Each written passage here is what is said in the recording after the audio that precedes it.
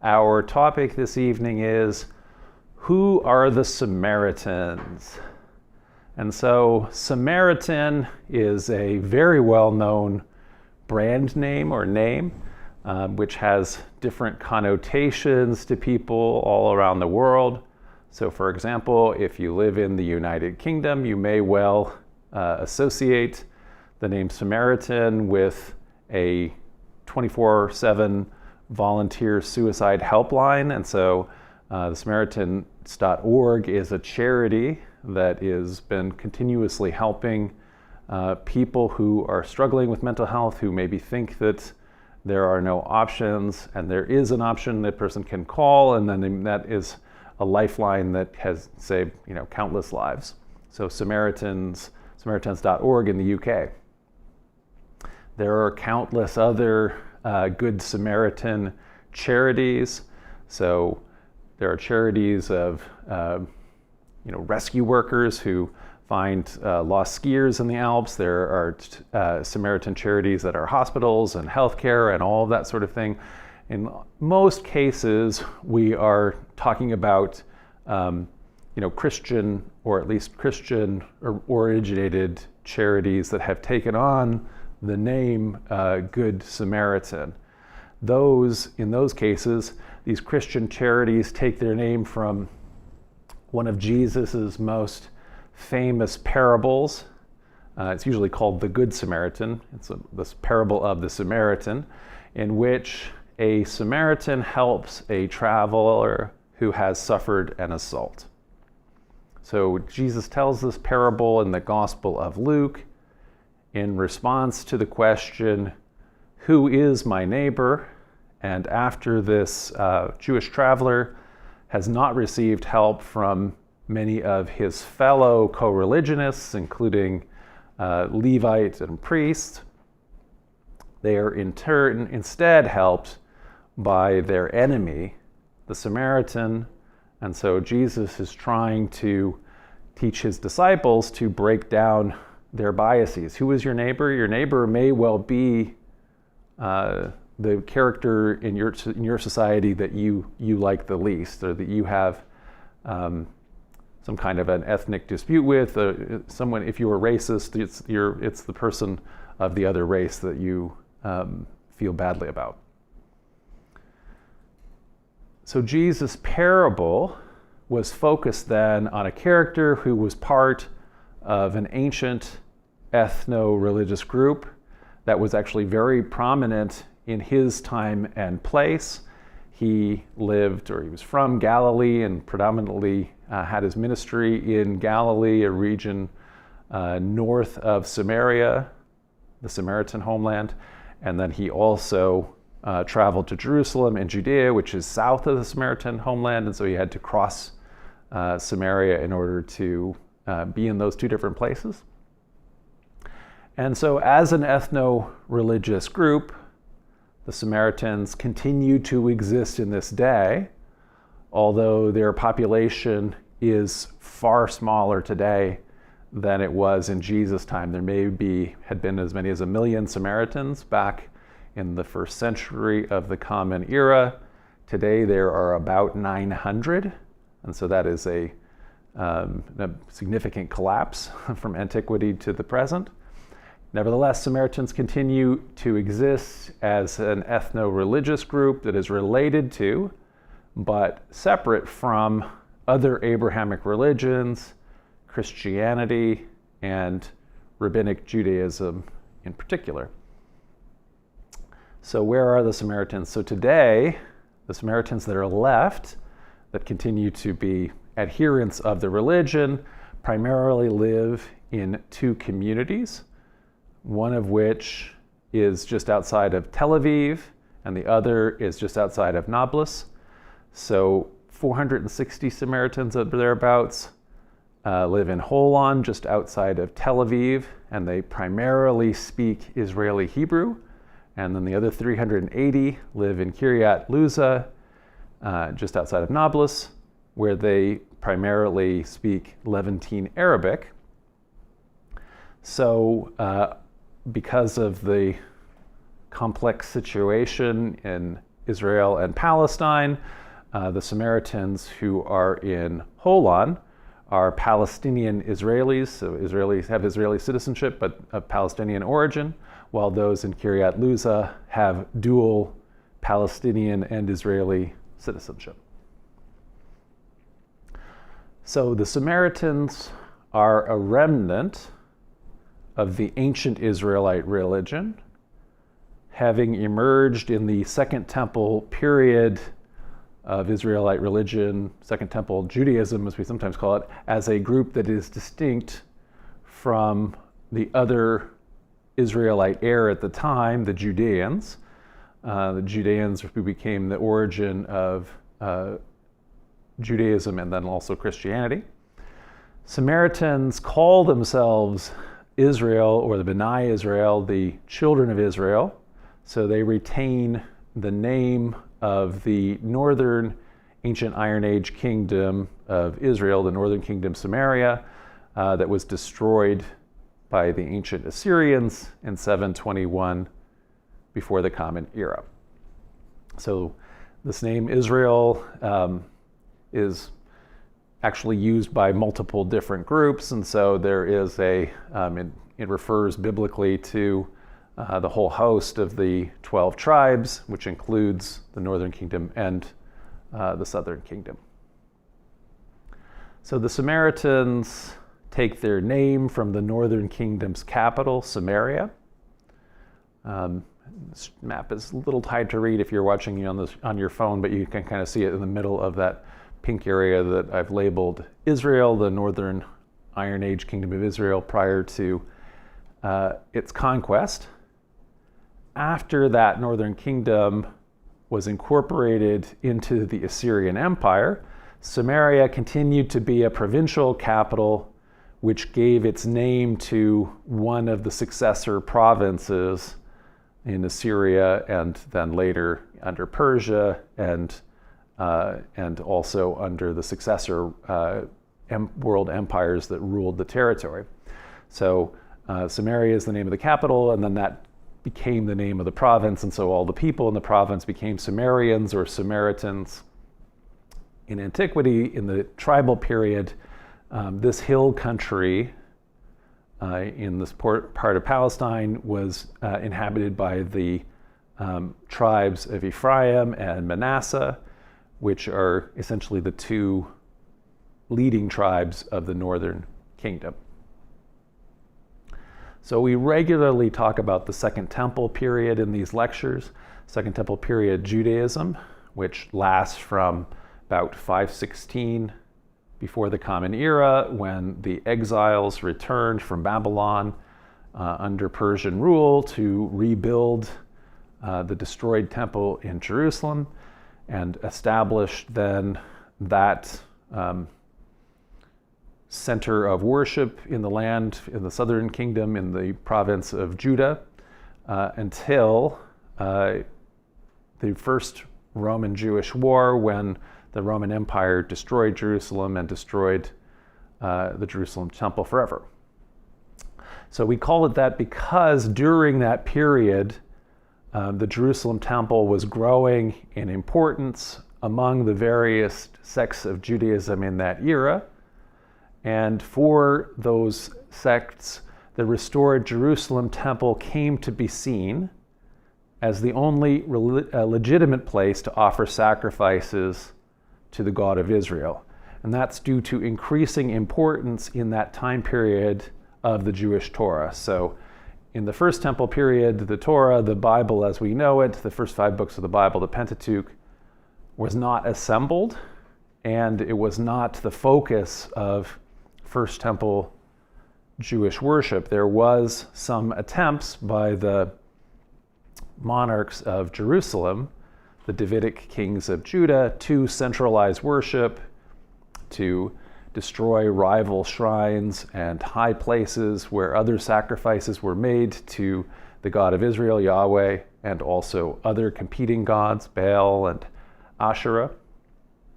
But it really is only in the Second Temple period then that centralization of sacrifice in the province of Judea.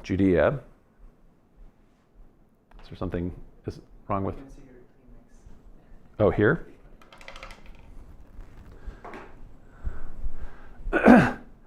Anyway, in the province of Judah, it only becomes centralized fully during that time period, and that is because the commandment to have only one place where the worship to be in the Jewish Torah becomes more important as Torah focus becomes more important.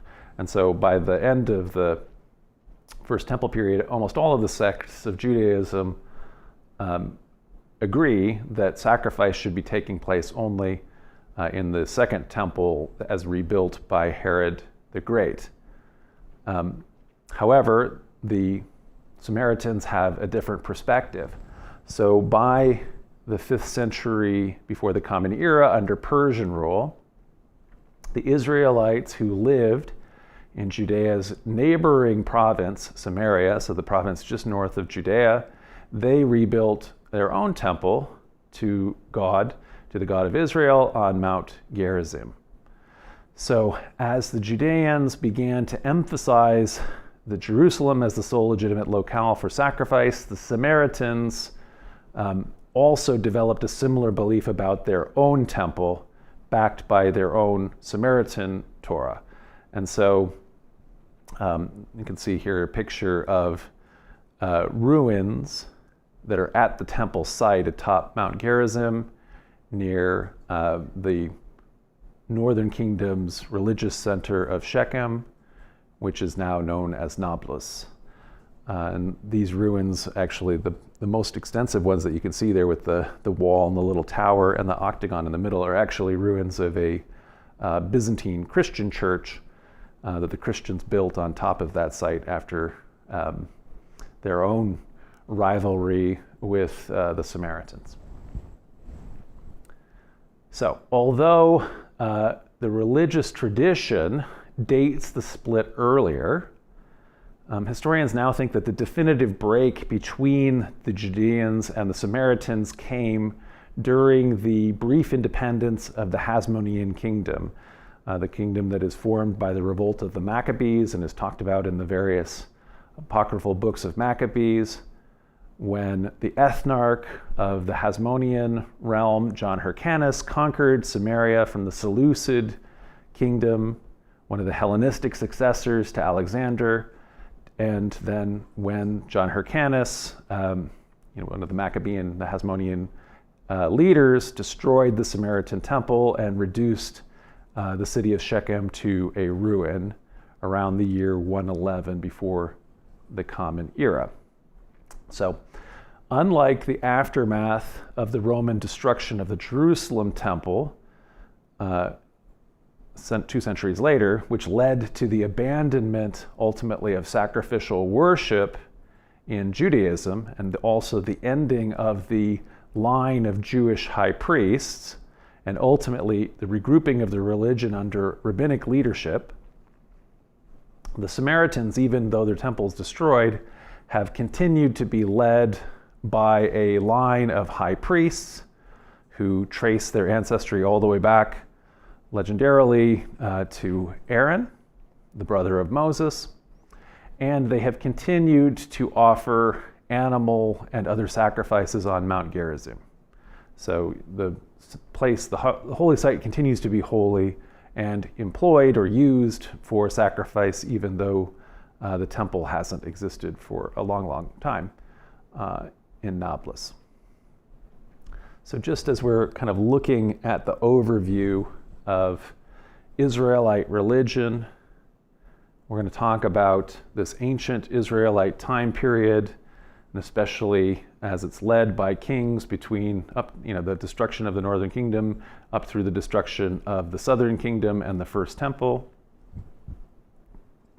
Then this second temple Judaism, where both the Judeans, the Jews, are led by high priests in Jerusalem, and later kings of the independent Hasmonean and Herodian kingdom. And then also the Samaritans also are led by high priests. The Second Temple Judaism ends with the destruction of the Second Temple, as the Sadducees and Essenes and other sects of Second Temple Judaism disappear, except for the Pharisees, who are the precursors to the rabbis who reform modern Judaism under rabbinic leadership. Meanwhile, the Jesus movement and its apostles go around and convert Samaritans and Jews, but especially Greek-speaking pagans, to form the diversity of Christianity that is ultimately led by bishops, convert the Roman emperor, and ultimately emerge as a state religion of the Roman Empire, giving Christianity its big boost to where it is today. And so that brings us through modern Samaritanism, which is incredibly tiny, modern Judaism, which is relatively tiny compared to Christianity, and Christianity in its many giant diversities. So I want to talk about the scope of the presentation. Like I was saying, I was working on this last week and I couldn't complete all that I wanted to say. And so I want to make sure we're doing this in an organized way so you can follow where we are going and where we're at through this. So I want to look at the northern kingdom before its destruction in 721, before the Common Era. So that northern kingdom, which was called Israel, with the capital in Samaria. Then want to look at how that kingdom was remembered biblically. So in the Torah and in the Deuteronomistic histories, voices in the Bible have an anti-northern bias and actually denigrate the northern kingdom and the northern kings, as we'll see. Nevertheless, there are voices in the Torah, specifically what scholars call the Elohist voice, that lionize northern heroes and emphasize sacred northern sites. And that's interesting because the Torah and all the Bible is composed, almost all the Bible. There might be some early source texts that date from before the destruction of the northern kingdom, but generally speaking, they're all edited and changed and added to long after its destruction. It's interesting, therefore, that some northern perspectives survive and make their way into the Bible. After that, we want to look at this idea of the lost 10 tribes of Israel. So the northern kingdom, as is normally told biblically, they're all carted away and they're gone, they're lost. But in fact, it's the Assyrians have just taken away the elite of the kingdom. And so the remaining population represents the overwhelming majority of the people that always have lived there, conclusion that's backed up archaeologically. We'll then look at the actual schism that takes place between the Judeans and the Samaritans. So even after the destruction of both kingdoms, after the Babylonian exile, after the return of the exiles, there is a period of time when Israelite religion wasn't fully exclusive. There are many sects within Judaism, and Samaritans were not fully estranged from Judeans, for example, in the early Persian period, probably. But they clearly are fully estranged by the time we get to the later Hellenistic period, the Greek period, when the Maccabees have their revolt and they start to build their own briefly independent kingdom. We're then going to look at the Samaritan Torah and see how it differs from the Jewish Torah. And we will also look at, since we've already looked at in biblical anti-northern apologetics, we'll also look at Samaritan apologetics that are anti-Jewish claims, making their own claims. Next, we'll look at the Samaritans at the time of Jesus and the earliest Christianities and the relationship there. And then after that, we'll look at when the Roman Empire becomes Christian and the relationship between Samaritans and Christians degenerate, leading to a series of Samaritan revolts against the East Roman Empire, ultimately the Byzantine Empire. And then after the Samaritans are reduced to a very tiny minority indeed, their survival to the present, including through the entire period of time under Muslim rule, and also during the Crusades, which they're not, again, particularly popular with the Christians at that time, the Western Christians at that time either. Okay. So the biblical narrative affirms that in the decades prior to its conquest by Assyria, the northern kingdom, so the Israel is divided into two kingdoms, the northern kingdom, which is called Israel, and its southern rival, Judah. And the northern kingdom was much larger, richer, and more powerful than Judah. So as described even in the Bible, Israel consisted of about 10 tribes, including Ephraim and Manasseh, who are said to be the sons of Jacob, the biblical patriarch Jacob, whose name is also Israel, Jacob's favorite son, Joseph of Egypt. So that's the 10 tribes that we talk about when we later talk about the lost 10 tribes. Whereas Judah consisted of about 2 tribes. And I'm saying about 10 and about 2 because the tribal numbers are actually a little bit complicated, what counts as the 12 tribes and so on. We'll look at that. So in addition, I want to look at the extra biblical historical record in order to be able to understand the Bible for its many biases and also the errors that it makes because of being written much later than the time period it describes. So the relative importance of the northern kingdom is actually very much affirmed by the extra biblical historical record, which is much more aware of the northern kingdom, the kingdom of Israel, and its kings than it is of the southern kingdom, Judah, and its kings. So for example, a 9th century BCE Assyrian stela states that the Omri king Ahab of Israel provided the largest chariot contingent in a local anti-Assyrian military coalition. So as the local Canaanite states are trying to maintain their independence from this great Assyrian Empire that is coming into the Levant from Mesopotamia, its Mesopotamian heartland, Ahab and the kingdom of Israel are organizing a coalition and trying to get the Moabites and the Edomites and the Judahites and the Aramites and so on to all join. Not all of them do join. Some of them side with the Assyrians or let the people resisting bear the brunt of Assyrian anger. So Israel is referred to as the house of Omri. So there's an awareness of the royal house here, the Omrids, in other Assyrian texts, and also Omri, and the house of Omri anyway, figures in a Moabite stele. So the different neighbors remember this kingdom and its house.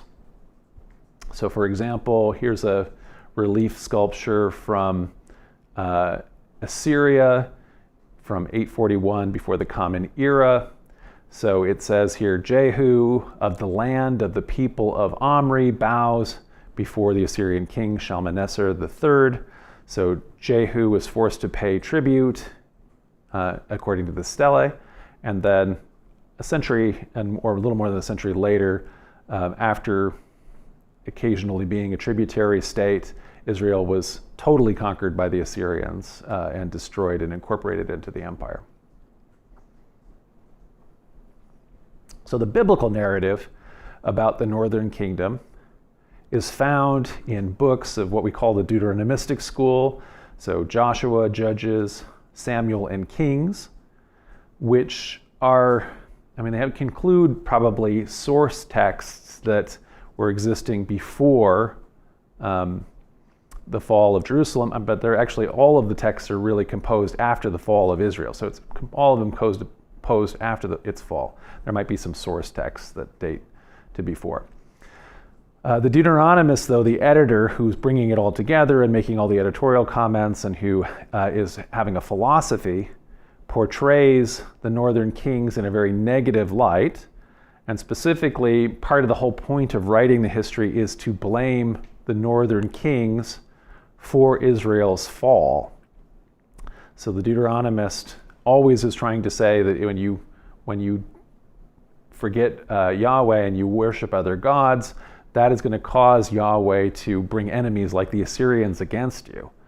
And so because of that, the text has to be read with that bias in mind. The editor is trying to teach that lesson, and specifically to teach it to contemporaries in Judah to try to get them to follow the Deuteronomistic program of worshiping only Yahweh in Jerusalem.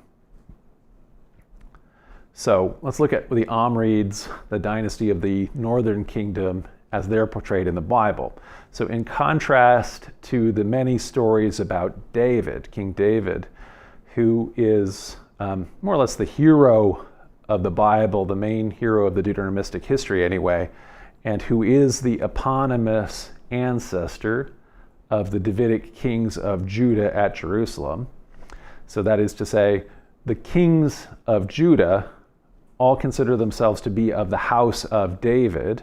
So that's the name of their house. And so David as a character is an eponymous ancestor, whether or not he had a historical existence, and whether or not any of the stories in the Bible have any historicity to them. The idea of it is that there is a royal house that existed historically that had that name, and people wrote stories or composed psalms, that are referencing that in order to curry favor with or to speak about those Davidic kings in Jerusalem. So the Deuteronomists actually had very little to say about Omri, the eponymous ancestor of the Omrid kings of Israel at Samaria. So the brief entry in the Deuteronomistic history is found in 1 Kings chapter 16, which reads, "In the 31st year of King Asa of Judah, Omri began his reign over Israel." So while Asa is king of the little southern kingdom, Omri is king of the northern kingdom. Omri reigned for 12 years, 6 of them in Tirzah, his original capital. Then he bought the hill of Samaria from Shemir for 2 talents of silver. He forfeited the hill and called the city that he built Samaria after the name of Shemir, the owner of the hill. Omri did what was evil in the sight of the Lord. This is the main kind of Deuteronomistic comment that happens. All of the kings of Israel and Judah are judged by the standards of the Deuteronomists' ideas and philosophy, specifically whether they're idolaters or not. And all of the northern kingdoms, kings are always viewed as evil by the Deuteronomists. So Omri did more evil than all who were before him, for he walked in all the way of Jeroboam, son of Nebat, and in the sins that he caused Israel to commit, provoking the Lord, the God of Israel, to anger by their idols. So idolatry, that's the big sin for the Deuteronomist. Now, the rest of the acts of Omri that he did and the power that he showed, are they not written in the book of the annals of the kings of Israel? So Omri slept with his ancestors and was buried in Samaria. His son Ahab succeeded him. So this is another characteristic of the Deuteronomistic history. So it is constantly referencing books like the books of the annals of the kings of Israel. So theoretically, the editor or redactor is pulling from a much larger royal archives and is not sharing everything. Essentially, they're saying there's lots more things that Omri did. I'm not going to tell you about them because it's in this other book that's in the royal archive. those books are lost if they existed, if that is the source that the Deuteronomists are using. And that would kind of show again that the Deuteronomist is able to pick and choose what they put in, if to the extent that there's actual records and they're not making things up. They're able to pick and choose what they're putting in. That also affects the editorial bent, and so that also is affects the narrative as written or as we have it. So, like I say, for the Deuteronomistic school, destruction comes when Israelites turn away from the sole worship of Yahweh. That's the major goal. That's what they're pushing for, and that's their religious reform. So they are writing, or they're composing, they're bringing the text together, redacting the text together after the northern kingdom's destruction. And so the Deuteronomist retroactively assigns blame for the fall on its and the blame is assigned to its kings for introducing polytheism. So we read, in the 38th year of King Asa of Judah, Ahab, son of Omri, began to reign over Israel. So you can kind of see how this formula works in the book of Kings. Ahab, the son of Omri, reigned over Israel in Samaria 22 years. Ahab, son of Omri, did evil in the sight of the Lord, more than all who were before him. So the Deuteronomist does not like Ahab and Omri. King Ahab took as his wife Jezebel, daughter of King Ebal of the Sidonians, and he went and served Baal and worshipped him. He erected an altar for Baal in the house of Baal, the temple in Samaria that he built in Samaria. Ahab also made a sacred pole, an Asherah. We've talked about that in the worship of the goddess Asherah. Ahab did more to provoke the anger of the Lord, the God of Israel, than had all the kings of Israel who were before him. In his days, Hiel of Bethel rebuilt Jericho, so the city that had been in waste, according to the Bible, since the time of Joshua, when the Israelites conquered the land of Canaan. Hillel laid its foundation at the cost of Abiram, his firstborn. So in other words, Ahab is doing everything you're not supposed to do. He's marrying a foreign wife, a Phoenician from Sidon, Jezebel. He brings those gods in, Baal and Asherah. And then he also permits Hiel here to engage in infant sacrifice. So in order to rebuild Jericho, Hiel sacrifices his firstborn son Abiram, his infant son, in order to appease Baal or appease whatever god, in order to allow the foundation and later the gates and so on to continue to stand.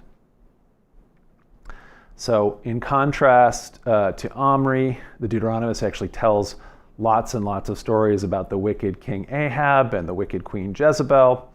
And one of the most famous that we've recounted in our lecture on Baal is the duel that the prophet Elijah has with the priests of Baal and Asherah, where he is the lone priest of Yahweh, is able to cause a sacrifice to actually be burned up, whereas all of the many priests and prophets of Baal fail to do that and are killed as a consequence.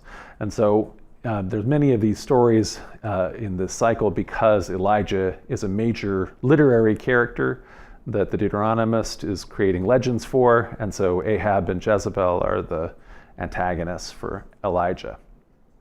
So when we talk about this idea of introducing polytheism, in several lectures we've mentioned that the way this is told in the Bible is that all the way back to the legendary beginning in Genesis, where the patriarchs are experiencing God directly, they had always been monotheists, but the people are continually turning away from God, and so polytheism is constantly being introduced and is causing rebellion over time that ultimately leads to the destruction first of the northern kingdom and then to Jerusalem. That's how the Bible portrays the history of monotheism and polytheism.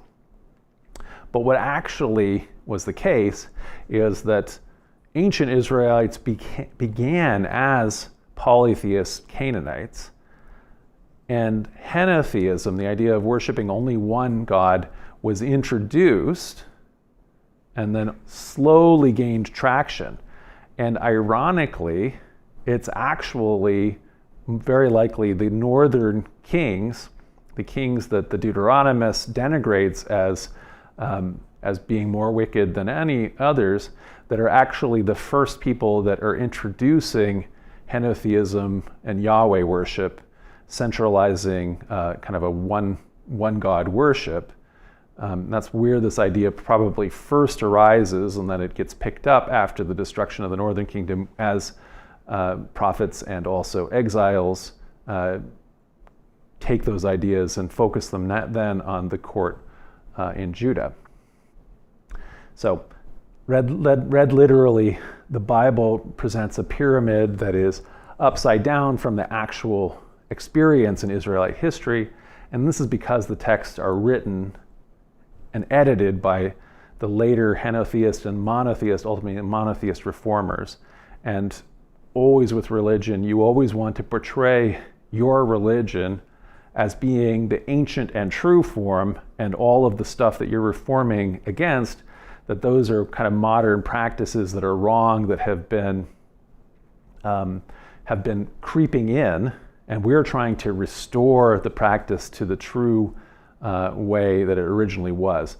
We want to purge all of these more recent customs, which were frankly introduced by foreigners, especially women like Jezebel, the Phoenician princess and wicked queen. And so this is how the text presents those ideas. So the Deuteronomist tells stories of the massacre of Ahab's children and the extinction of the Omri dynasty. And then it continues to find their successor kings at Samaria wicked, all the way down to the Assyrian conquest, which is more or less blamed on that wickedness. So we read in the 12th year of King Ahaz of Judah that Hoshea, son of Elah, began to reign in Samaria over Israel. He reigned 9 years. He did what was evil in the sight of the Lord, yet not like the kings of Israel who were before him. So he's evil in some new way. King Shalmaneser of Assyria came up against him. Hoshea became his vassal and paid him tribute. But the king of Assyria found treachery in Hoshea, for he had sent messengers to King So, the Pharaoh of Egypt, and he offered no tribute to the king of Assyria, and as he had done year by year. Therefore, the king of Assyria confined him and imprisoned him.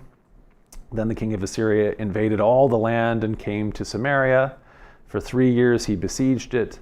And then in the 9th year, Hoshea, the king of Assyria, captured Samaria. He carried the Israelites away to Assyria. He placed them in Hala, on the Habor, on the river of Gozan, and in the cities of the Medes. So, we're already seeing how the Deuteronomist kind of denigrates the north and the northern kingdom and blames the northerners for their own downfall. I want to also look at how the north is denigrated by some of the voices in the Torah. So we've talked about the idea of eponymous ancestors. And so at the time period when the Bible is first being composed, there are tribal groups within the overall Israel Canaanite community that are named things like the Judahites and the Danites and the Benjaminites and so on. Each one of these is understood to have had an eponymous ancestor, a legendary ancestor, and these are combined together through foundational myths in order to have them all be part of one ancient patriarchal family. So Jacob, the original patriarch whose name is changed to Israel, so they're taking essentially the two two ancient leader names and combining them together as one, understood to be one guy. Marries two different sisters, Rachel, the younger, his favorite, and Leah, the older, his not favorite. And they, in the biblical story, have bear children over time. It's sort of a competition with one another. Leah is much more successful. Rachel, who is initially barren, has to begin the struggle by having her handmaid Bilhah become a concubine to her husband. And later, Leah gets into the act with her concubine Zilpah. And so we can essentially see that Leah ends up with bearing the sons Reuben, Simeon, Levi, Judah, Issachar, and Zebulun, along with a daughter, the only known daughter of Israel, Dinah.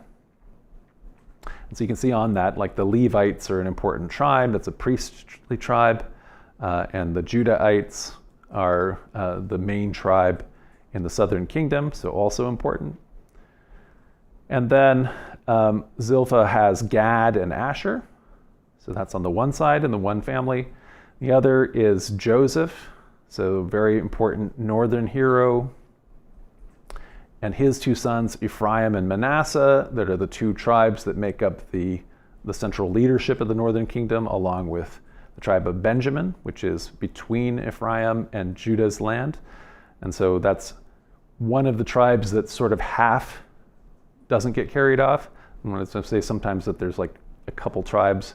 There are, Judah's the main southern tribe. Simeon is also in the south, but may have been one of the tribes that's lost. Benjamin is half lost, and Levi is also half lost because Levi doesn't have a land, but it's a priestly tribe that is spread throughout all of the kingdom. And then finally, Dan and Naphtali, which are from Rachel's handmaid. So you can kind of see how all of these eponymous mythic ancestors of existing tribes were painted together in the Genesis story.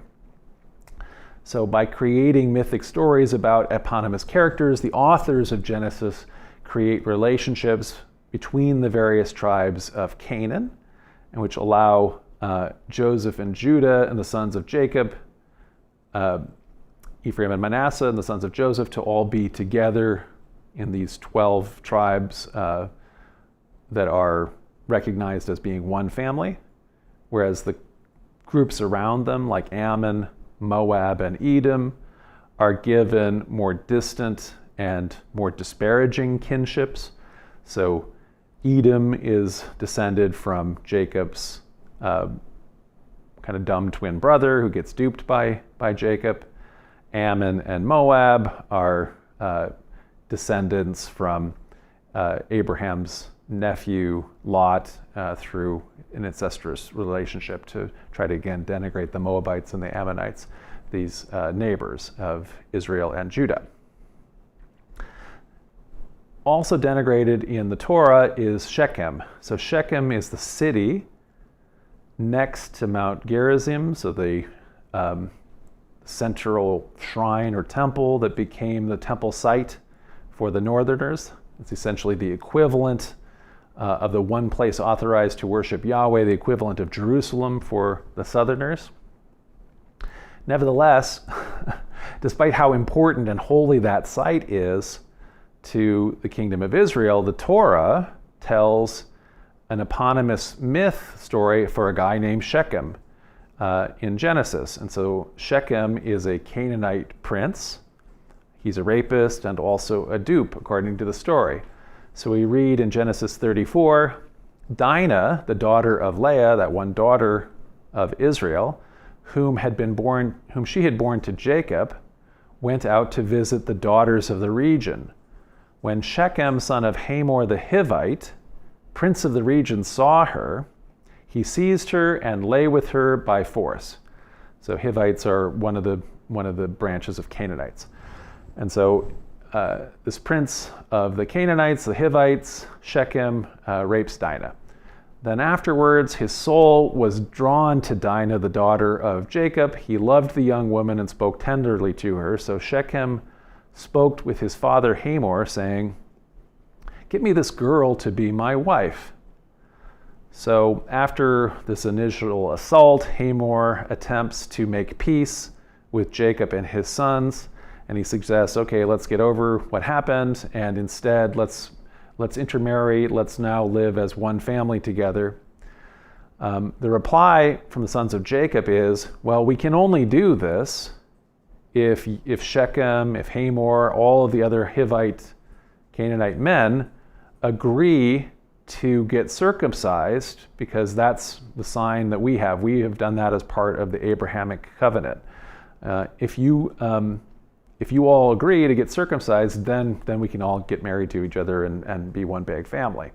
So the Hivites say, oh, okay, that's fine, let's do that. And so they undergo the procedure. So on the third day, when all of the Hivite men are still in pain from having had this procedure happen, the two sons of Jacob, Simeon and Levi, Dinah's brothers, took their swords, and they came against the city unawares, and they killed all the males. They killed Hamor and his son Shechem with the sword, and they took Dinah out of Shechem's house and went away. And the other sons of Jacob came upon the slain and plundered the city, because their sister had been defiled. They took their flocks and their herds, their donkeys, and whatever was in the city and in the field. All their wealth, all their little ones, all their wives, all that was in their houses, they captured and made their prey. Then Jacob said to Simeon and Levi, you have brought trouble on me by making me odious to the inhabitants of the land, the Canaanites and the Perizzites. My numbers are few, and if they gather themselves against me and attack me, I shall be destroyed, both I and my household.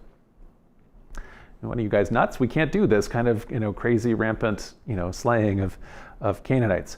But Simeon and Levi said back to their dad, should our sister be treated like a prostitute? So by associating the northern temple site, Shechem, with a racist Shechem who gets duped is again highly partisan myth-making. So this is not a story that is being advanced by somebody who wants to elevate Shechem's importance as a religious center. Far from it, the opposite.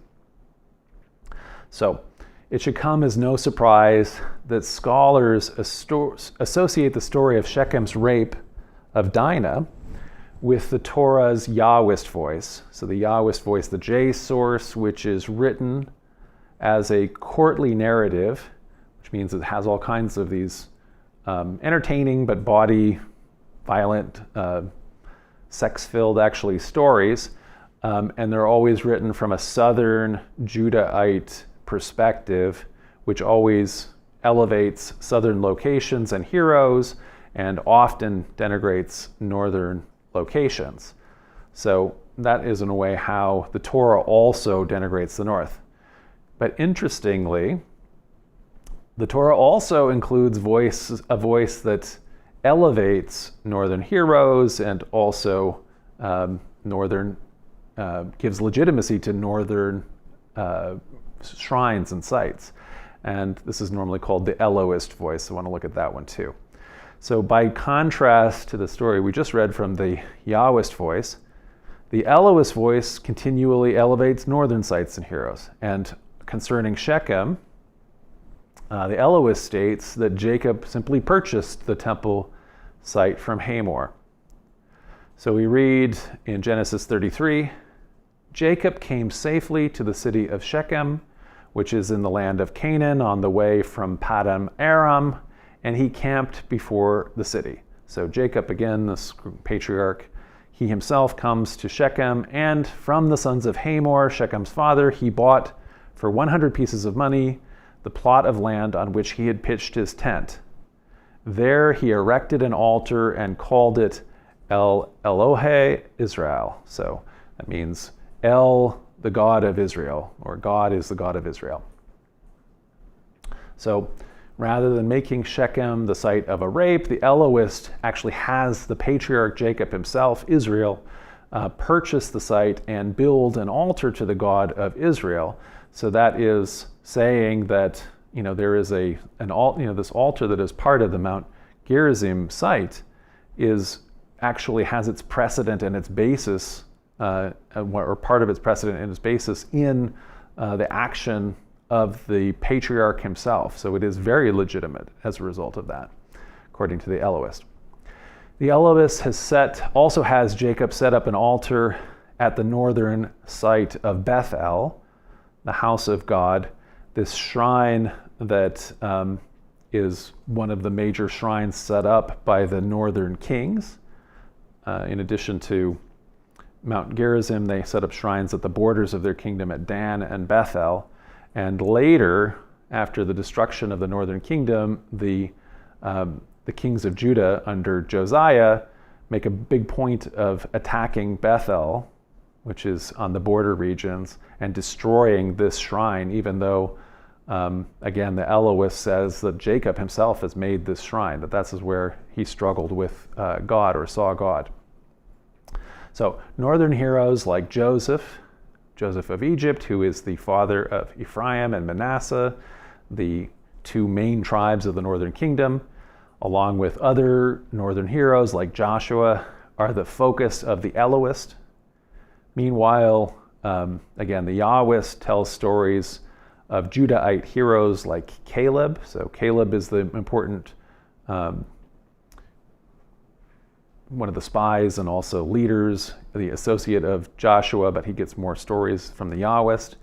And the Yahwist gives more attention to southern sites like Hebron, which is where the Yahwist says Abraham, for example, is hanging out.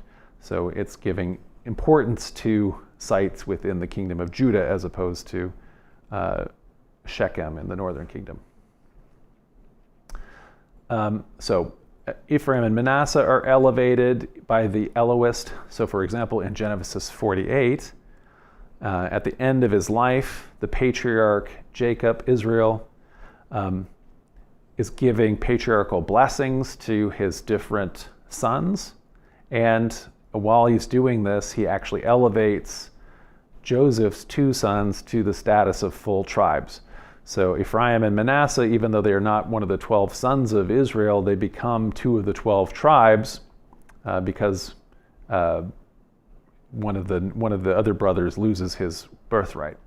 So these two, like I say, are the eponymous ancestors of the main two northern tribes. So we read in Genesis 48, when Israel saw Joseph's sons, he said, "Who are these?" And Joseph said to his father, "These are my sons whom God has given me here." And Jacob said, "Bring them to me, please, that I may bless them." In blessing them, Israel says to Joseph in verse 22 of this chapter, "I've given you one shoulder over your brothers."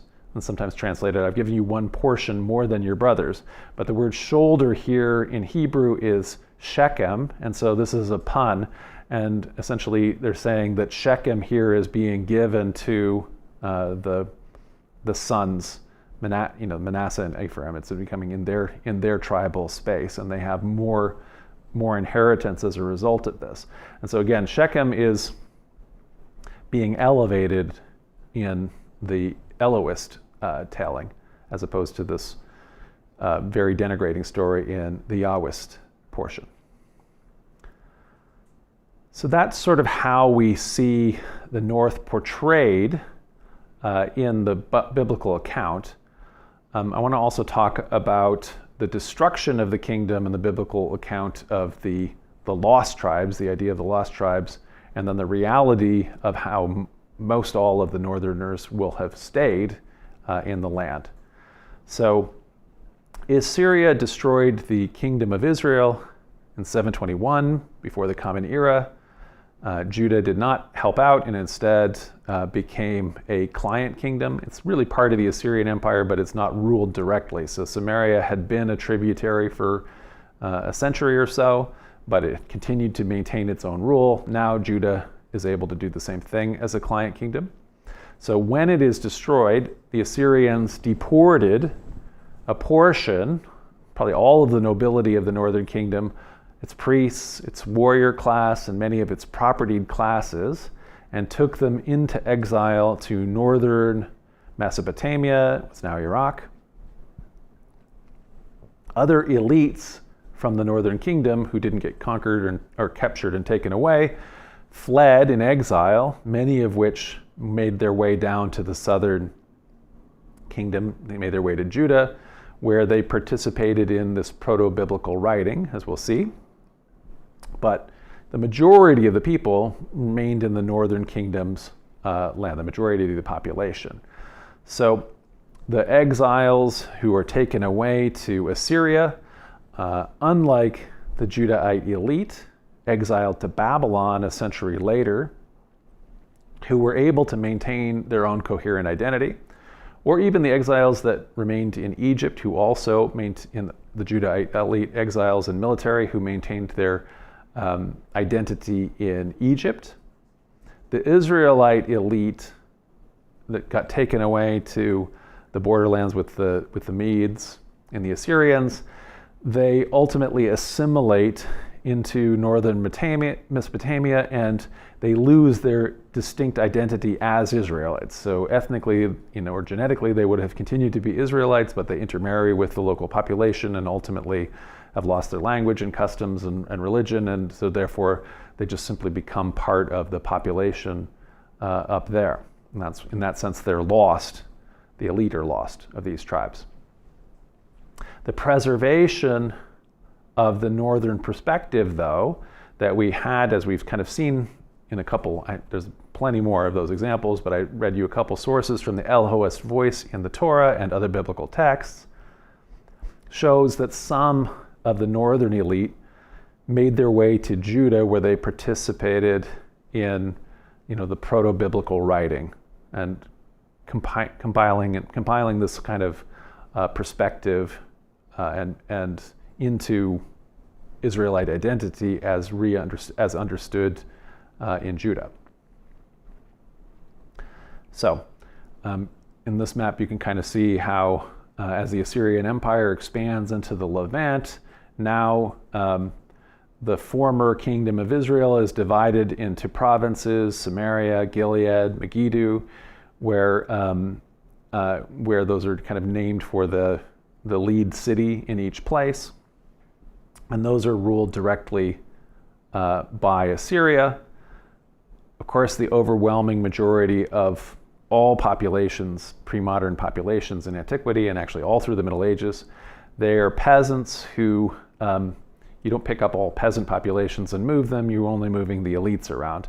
And so the peasants are left in place by the Assyrians, and it was standard policy for the Assyrians, in the same way that they took the elite from this half of their empire and put it on the other side of the frontier with the Medes. They would have taken some people from another part of their empire and placed them here, because when you have a transplanted elite, they no longer have any local connections or local loyalties with the peasantry, and so they are more likely, even though they're a destroyed people, a moved people, and so on, they're more likely to be dependent on their Assyrian overlords. And so this is the Assyrian general strategy. So some foreign elites are settled in the provinces in order to bolster their control. Nevertheless, the idea that the Samaritans are made up entirely of foreigners brought to the province by the Assyrians is, I would just say, just a partisan argument. It dates to the schism in the Second Temple period that takes place between Samaritanism and Judaism. So there have been, now we have genetic tests, and so studies of Samaritan populations show that Samaritan and Jewish populations have common ancestry. That common ancestry likely dates to prior to the Assyrian conquest. So the Samaritans are, a remnant of the northern kingdom. Okay, it is only after the fall of the more prosperous northern kingdom that Judah, which had been this poor, less settled, largely pastoral neighbor, becomes much more prosperous. There are settlements that increase all across the hill country of Judah, and the capital expands out from what had been just the little original city of David into a whole big new section of the city of Jerusalem. And so Judah and Jerusalem become much more prosperous in this time period after the fall of the northern kingdom. Substantial construction in Jerusalem as a royal center corresponds with a remarkable amount of literary output that resulted in biblical source texts. So all of this activity, it turns out, corresponds not to the reigns of David and Solomon, who are the main characters written about in the Bible, but actually to much later Davidic kings, so these Davidic kings that exist after the fall of the northern kingdom of Israel.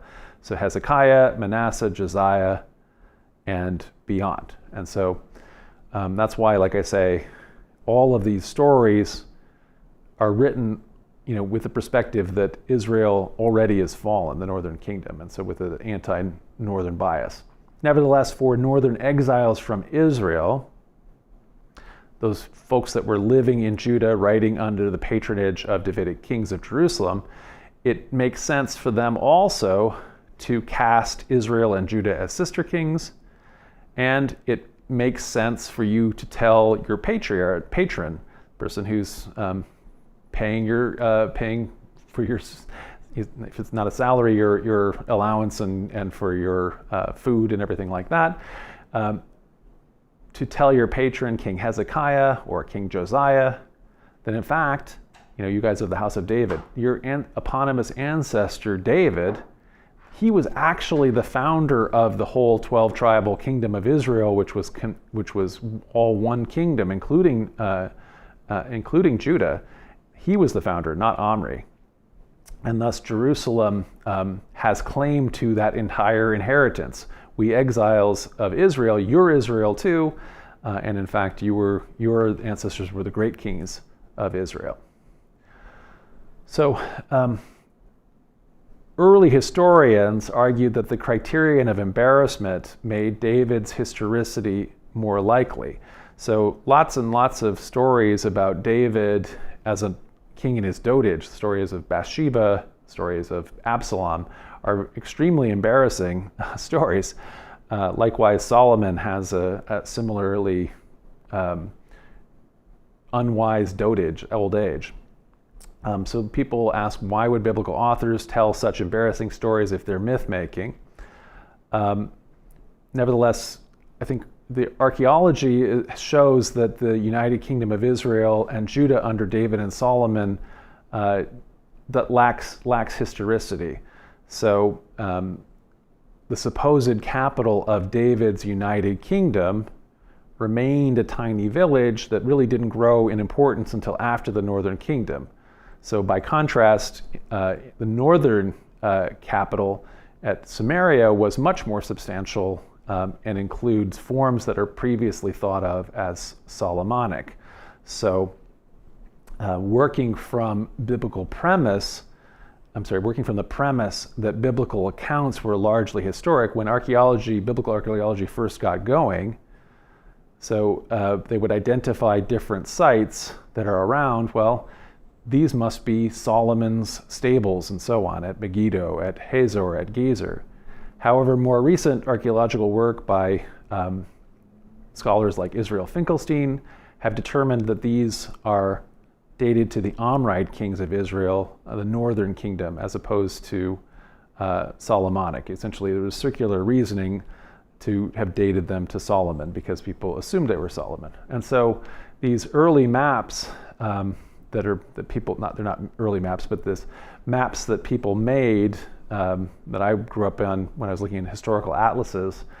This is coming from the Hammond Historical Atlas that I grew up with.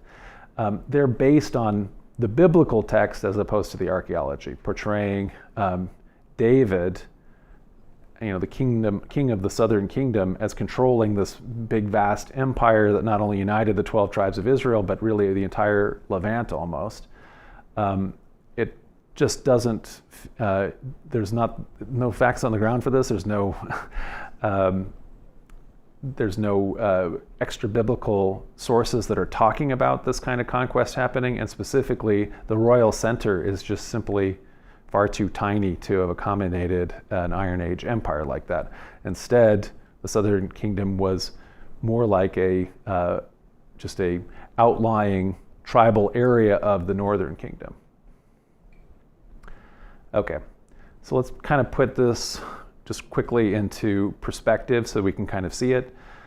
This is our chronology that we have from the Bronze Age collapse down to the time period when the Bible is starting to be put together. And so in the different time colored periods, you can see where the kingdom of Israel is existing and the kingdom of Judah. You can see where Omri, which may or may not be a historical figure, but is certainly the eponymous ancestor of the royal house of Samaria, when Ahab may have been operating, and then ultimately the Assyrian destruction of Samaria. Then the real rise of the kingdom of Judah under Hezekiah, Manasseh, and Josiah. And then the fall of Jerusalem to the Babylonians, the Babylonian exile, and then the Persian period, the return of the exiles. And that's where we're going to look next. So the schism maybe seems to occur with the exile, but actually we're going to see that it's probably later in the Hasmonean period. So let's look at it. So the Babylonians destroyed Jerusalem. They took the Judahite elite into exile, creating a diaspora religion that saw Israelites in Babylon, other Israelites who had fled away to Egypt, the Israelites that the Assyrians had taken away are now probably already assimilating out of the religion. But then there are still many, many people who are part of the Israelite ethnicity and religion who continue to live in the lands that have been conquered now by the Babylonians. Then after Persia conquers Babylon in 540 BCE, Cyrus the Great, the king of kings of Persia, allows some of the exiles in Babylon to return to Jerusalem, which now becomes the seat of a Persian province of Judea. So, according to the book of Ezra, so one of the books from the Second Temple period, Judeans, as work begins to take shape on the Jerusalem temple, Judah's neighbors in Samaria, the Persian province just to the north of Judea,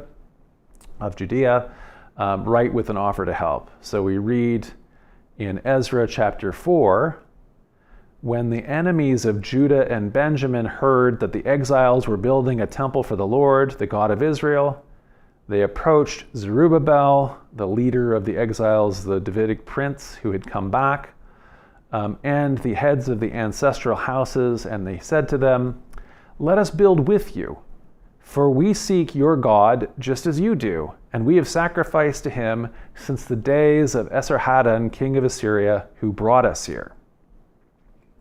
So this offer of help is clearly a highly partisan account, since the Samaritans here are referred to as the enemies of Judah and Benjamin. And they also are claiming, I think falsely, that, and they wouldn't have said this, that they had been brought to the land by the Assyrians, when in fact they considered themselves to be inheritors of the northern kingdom, the Sumerians, all the way through. Nevertheless, whatever the partisanness of the source source says that the exiles rebuff this offer to help from the Samaritans. So Zerubbabel, Jeshua, and the rest of the heads of the ancestral houses of Israel answered them, "It is not your responsibility to build with us a house for our God, but we alone must build it for the Lord, the God of Israel, as King Cyrus of Persia has commanded us." So this, to the extent that this is a historical event, this is a beginning of a fracture between the Judeans and the Samaritans, and yet there's some signs that it isn't a hard break at this point yet.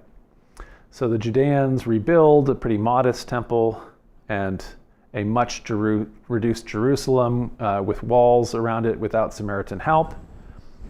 And instead, the Samaritans go on to rebuild their own temple on Mount Gerizim. like I say, this might have been the origin of the schism, but there's not a lot of evidence that there's a full division in this era. And as we've talked about in other lectures, the diaspora includes Israelites in Egypt who also have their own temple at Elephantine, on Elephantine Island in the south of Egypt. And so it isn't necessarily a deal breaker to have your own temple on Mount Gerizim if others have their own temple at Elephantine. It's possible that this is still in flux, and you still all can consider yourselves to be Israelites to some extent, and maybe you don't agree with the other groups, but you aren't really focused on them maybe at the beginning. Nevertheless, things do change and harden, especially after the Persian period ends and we go to the Hellenistic period. So after Alexander the Great, Alexander of Macedon, conquered Persia, Judea and Samaria, which had been provinces of Persia now become provinces of the Hellenistic successor kingdoms to Alexander. So initially, both of them fall under the authorities of the Ptolemies, the Macedonian pharaohs of Egypt. But over time, the top provinces were incorporated into the Seleucid kingdom of Syria, certainly by the 2nd century BCE. So the elites in both provinces were heavily influenced by Hellenism, and they also reacted against Hellenism. So originally, the most powerful Hellenistic successor, the Seleucids, who had controlled everything from all across Anatolia and all across Persia, ended up losing Anatolia, what we now think of as Turkey, to Rome and her allies in 188 before the Common Era, and then they lost Persia and Mesopotamia to the Parthians, a Persian successor state, by 129 BCE, which ultimately left them ruling just a rump state in Syria, and that state itself ultimately was annexed by Rome and became a Roman province. But in the meantime, as the Seleucids were continually declining, a declining power, that provided a context for a revolt and a relatively short-lived Hasmonean kingdom of Judea that ultimately is very important for the history of both the Judeans and the Samaritans. So the Maccabean revolt broke out as a reaction against Hellenism. So Hellenism is the idea that the Greeks had, that everybody should be learning Greek, that everybody should understand Greek philosophy, that Greek philosophy was the main way of thinking, and that everybody should also be syncretizing their religions, that if you are worshiping Baal, it just turns out that Baal is another name for Zeus, in the same way that the Romans are worshiping Jupiter. That's just another name for Zeus. We should all be thinking of all of our gods the same way. Likewise, the Seleucid king Antiochus IV Epiphanes says, Yahweh is the same as Baal, is the same as Zeus, and he doesn't like the idea that you're only worshiping the one God who is in fact the same as our king of the gods. And so for whatever reason, he decides to suppress the Jewish religion, and part of that included taking troops to Jerusalem, which had been increasingly autonomous, but now is taken again directly. And he sets up, when he does it, an altar or an idol to Zeus in the temple. Again, his contention is that Zeus and Yahweh are the same God, but this sparks a revolt that is led by a country priest, Judas Maccabeus, Judas the Hammer, which successfully actually is able to take Jerusalem and establish a kind of autonomous ethnarchy, which maintains a kind of an uneasy, autonomous dependence from the Seleucids. And in 164 rededicates the temple. This is where the Hanukkah tradition comes from. From the original zone, you can see on the map here, just immediately around Jerusalem and Jericho, that's led by the Maccabees. Judas, his brother, adds an area in Perea and some other territories, the area there in purple. The Hasmoneans achieved autonomy from the Seleucids, who continued to decline in power. They initially just have the title ethnarch, so they're recognizing the Seleucid king as the king of their realm. And they also rule as high priests of Jerusalem. And so the Hasmonean family, the Maccabee family, even though they are not from the house of David, they rule as ethnarchs and later kings. And then even though they're not from the priestly line of Zadok, they rule as high priests within a Hellenistic system. Also, ironically, even though their revolt begins as a revolt against Hellenism, they quickly adopt all of the forms of Hellenistic kings themselves, including Greek names. So as the Samaritans did not join in the revolt and help out, the Judeans saw them as essentially enemy supporters of the Seleucids. And over time, as Seleucids continued to decline, the Hasmoneans successfully conquered semi-autonomous Samaria and Idumea, and now these became incorporated into their territory. And John Hyrcanus, by the end of the 2nd century BC, is able to his son is able to assume ultimately the title of Basileus, of king. And so that brings the state together as fully independent for a short period of time. But his father, John Hyrcanus, when they conquered Samaria, they decided to destroy the temple on Mount Gerizim. So this is not, they're now definitely focused on the Torah, which in the Jewish Torah states that the only place for sacrifice is in Jerusalem. These rival temples are not going to be accepted. And so this essentially drives the permanent wedge between the Jewish and Samaritan understanding and breaks them apart. Later, Hasmoneans, having conquered Galilee and Idumea is just the Greek way of saying Edom, that kingdom, that southern kingdom of Esau. They begin converting the Galileans and the Judeans and the Pereans to some extent to Judaism.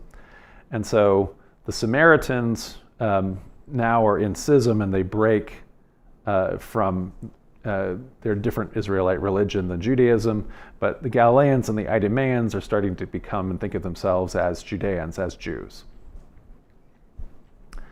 Okay, so that's kind of getting us through the schism.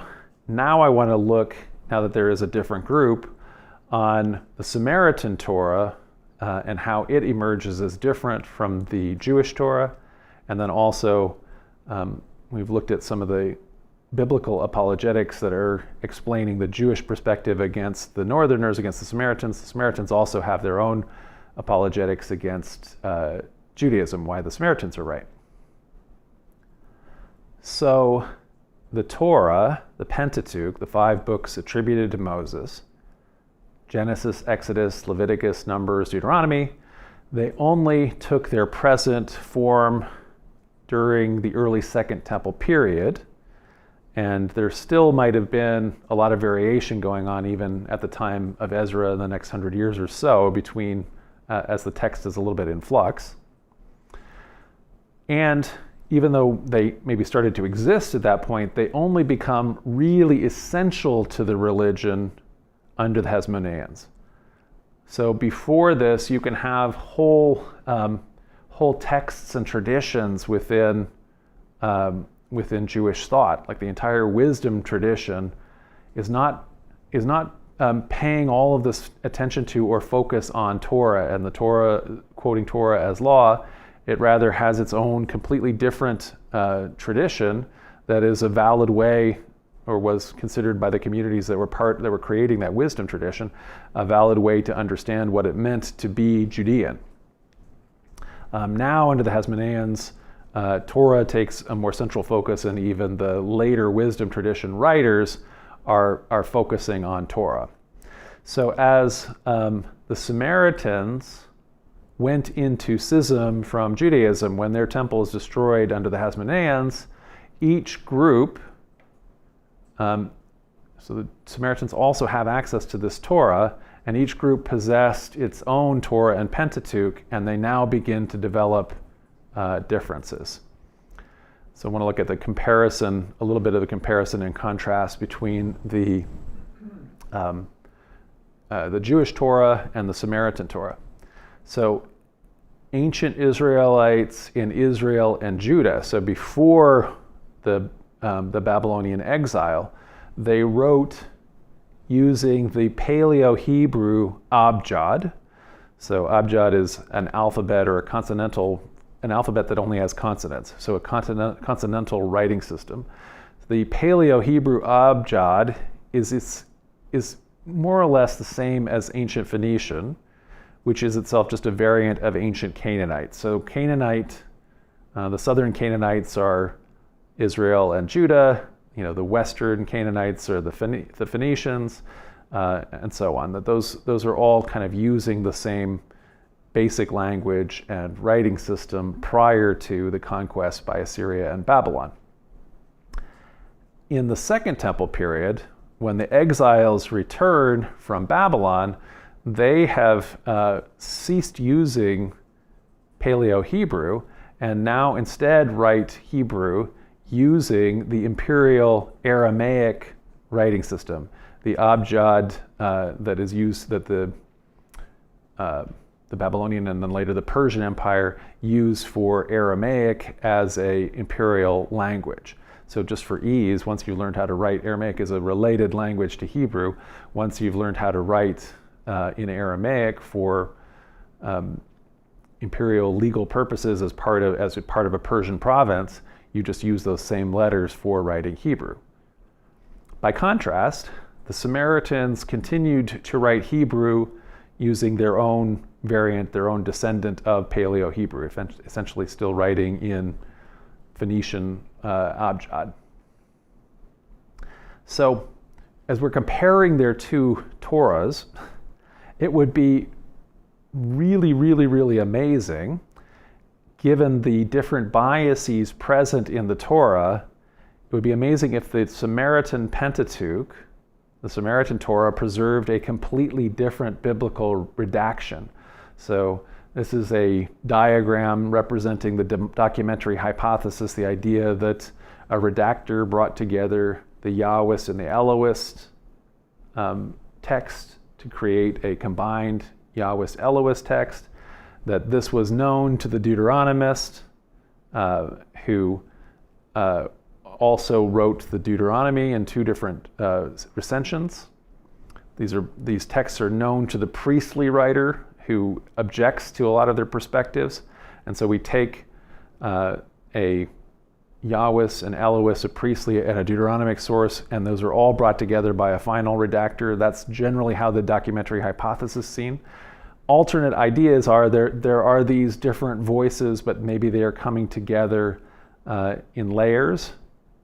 And so maybe the Deuteronomy followed by, and the Yahwist are brought together and followed by anyway. So however the other different scenarios might be for it, what would be amazing is if that final purple R, that final purple redactor, was a Judean, if it was somebody like Ezra, and instead these same sources had been available to a Samaritan redactor who had decided to combine these differently, or maybe decided not to use the Yahwist source at all because the Yahwist source is anti-Northern Kingdom. And so maybe they had access to a larger Elohist source, or maybe other sources could have been redacted together to make a very different Torah. If that would be the case, we would have a lot more evidence for a documentary hypothesis. We would have a more understanding of source theory and whether these voices actually existed as separate sources. Unfortunately, that is not the case. So the Samaritan Pentateuch and the Jewish Torah are both dependent on the same original redaction. Get a drink of water here.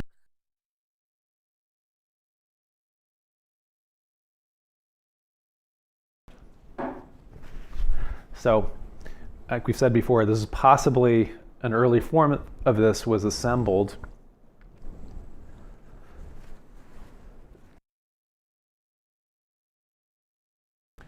An early form of this was assembled as early as the 5th century before the Common Era by Ezra and other scribes who were the returning exiles.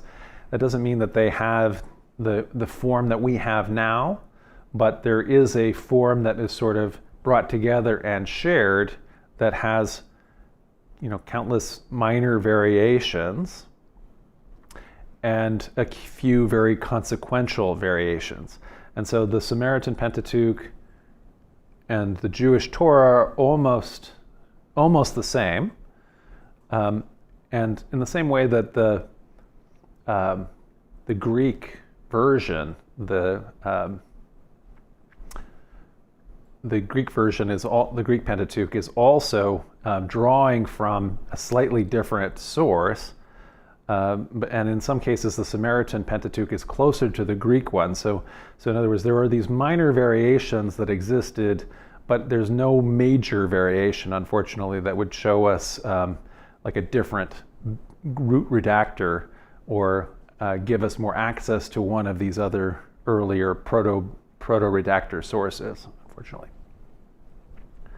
So among the most significant variations between the Jewish and Samaritan versions of the Torah is the commandment to worship the Lord on Mount Gerizim, found in the Samaritan version of Exodus at the end of the list of the Ten Commandments itself.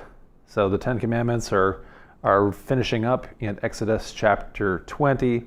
Thou shalt not covet thy neighbor's house, and thou shalt not covet thy neighbor's wife, nor his field, nor his manservant, nor his maidservant, nor his ox, nor his ass, nor anything that is thy neighbor's. And that's normally in the Jewish Torah, that would be where this ends. But Exodus continues in the Samaritan Torah. And when it so happens that the Lord God brings you to the land of Canaan, which you are coming to possess, you shall set up there some large stones, and you shall coat them with plaster, and you shall write on the stones all the words of this law. And it shall come to pass that across the Jordan you shall set up these stones as I command you today on Mount Gerizim. And you will build an altar to the Lord your God, an altar of stones. Do not use any iron tool on them. And when you ascend there, offer burnt offerings to the Lord your God, sacrifice fellowship offerings there, eating them and rejoicing in the presence of the Lord your God. The mountain, Mount Gerizim, is across the Jordan behind the way of the rising sun in the west, or the rising sun in the east, in the land of Canaan, who is dwelling in the desert before the Gilgal, beside Alvan Mara, before Shechem. So the pretense of the story here that Moses is talking about in in Exodus is that it's on the other. This is before they've entered the land of Canaan, so it's across the Jordan. Okay, so while this additional commandment to worship on Mount Gerizim, definitely reads like an apologetic intrusion into the text. So you could imagine that this is something that a Samaritan scribe would add in order to justify Mount Gerizim as the centralizing location for Israelite worship. There's an interesting additional difference between the Jewish and Samaritan Torahs relating to Mount Gerizim that seems to reflect maybe a change in the Jewish version. So in the Jewish Torah, Deuteronomy 27 reads, Moses and the elders of Israel commanded the people, keep all the commands that I give you today. When you cross the Jordan into the land your God is giving you, set up some large stones and coat them with plaster. Write on them all the words of the law when you've crossed over and enter the land the Lord is giving you. And is that something familiar to what we just barely read at the Samaritan Torah? And so when you've crossed the Jordan, set up the stones on Mount Ebal, as I command you today, coat them with plaster, build there an altar to the Lord your God, an altar of stones. Do not use any iron tool on them. Build an altar of the Lord your God with field stones and offer burnt offerings on it to the Lord your God. Sacrifice fellowship offerings there, eating them and rejoicing in the presence of the Lord your God. And you shall write very clearly all the words of the law on these stones you have set up.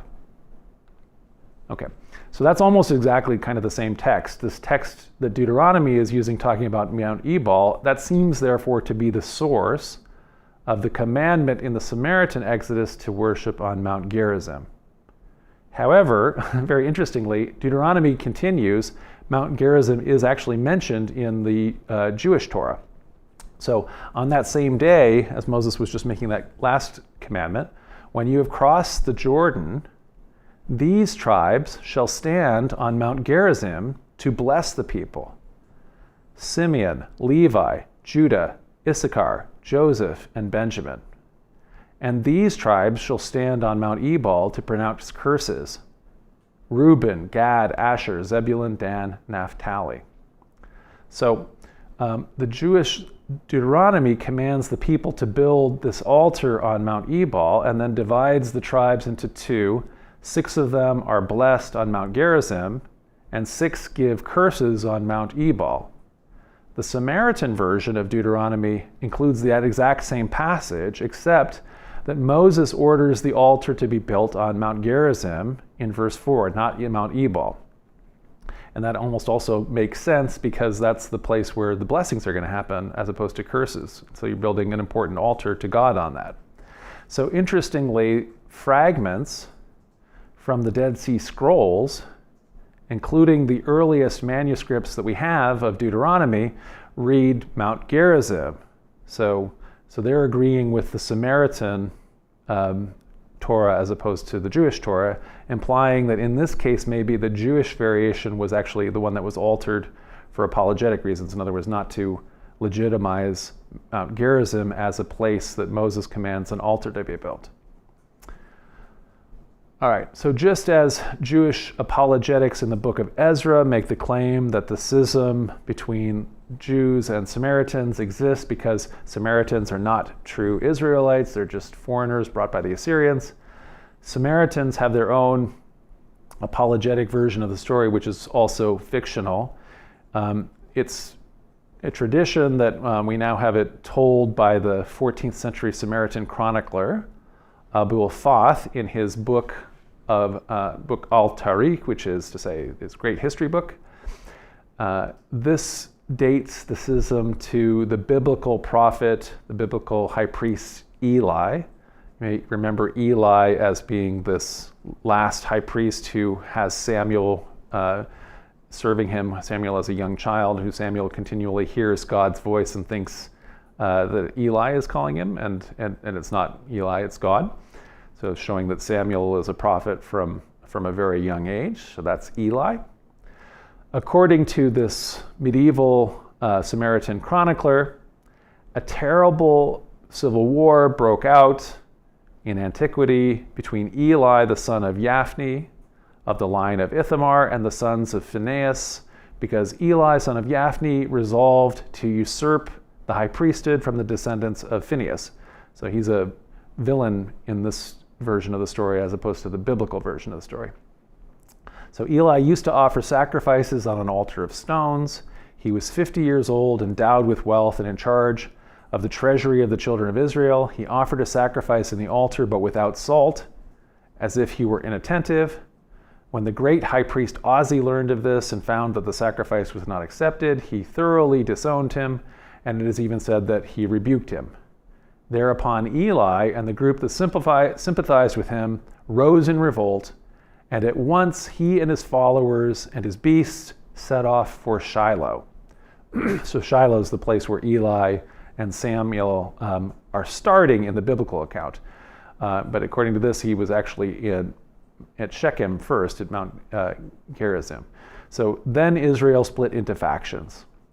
So Eli assembled a large group around him in Shiloh and built a temple for himself there. He constructed a place like the temple on the Mount Gerizim.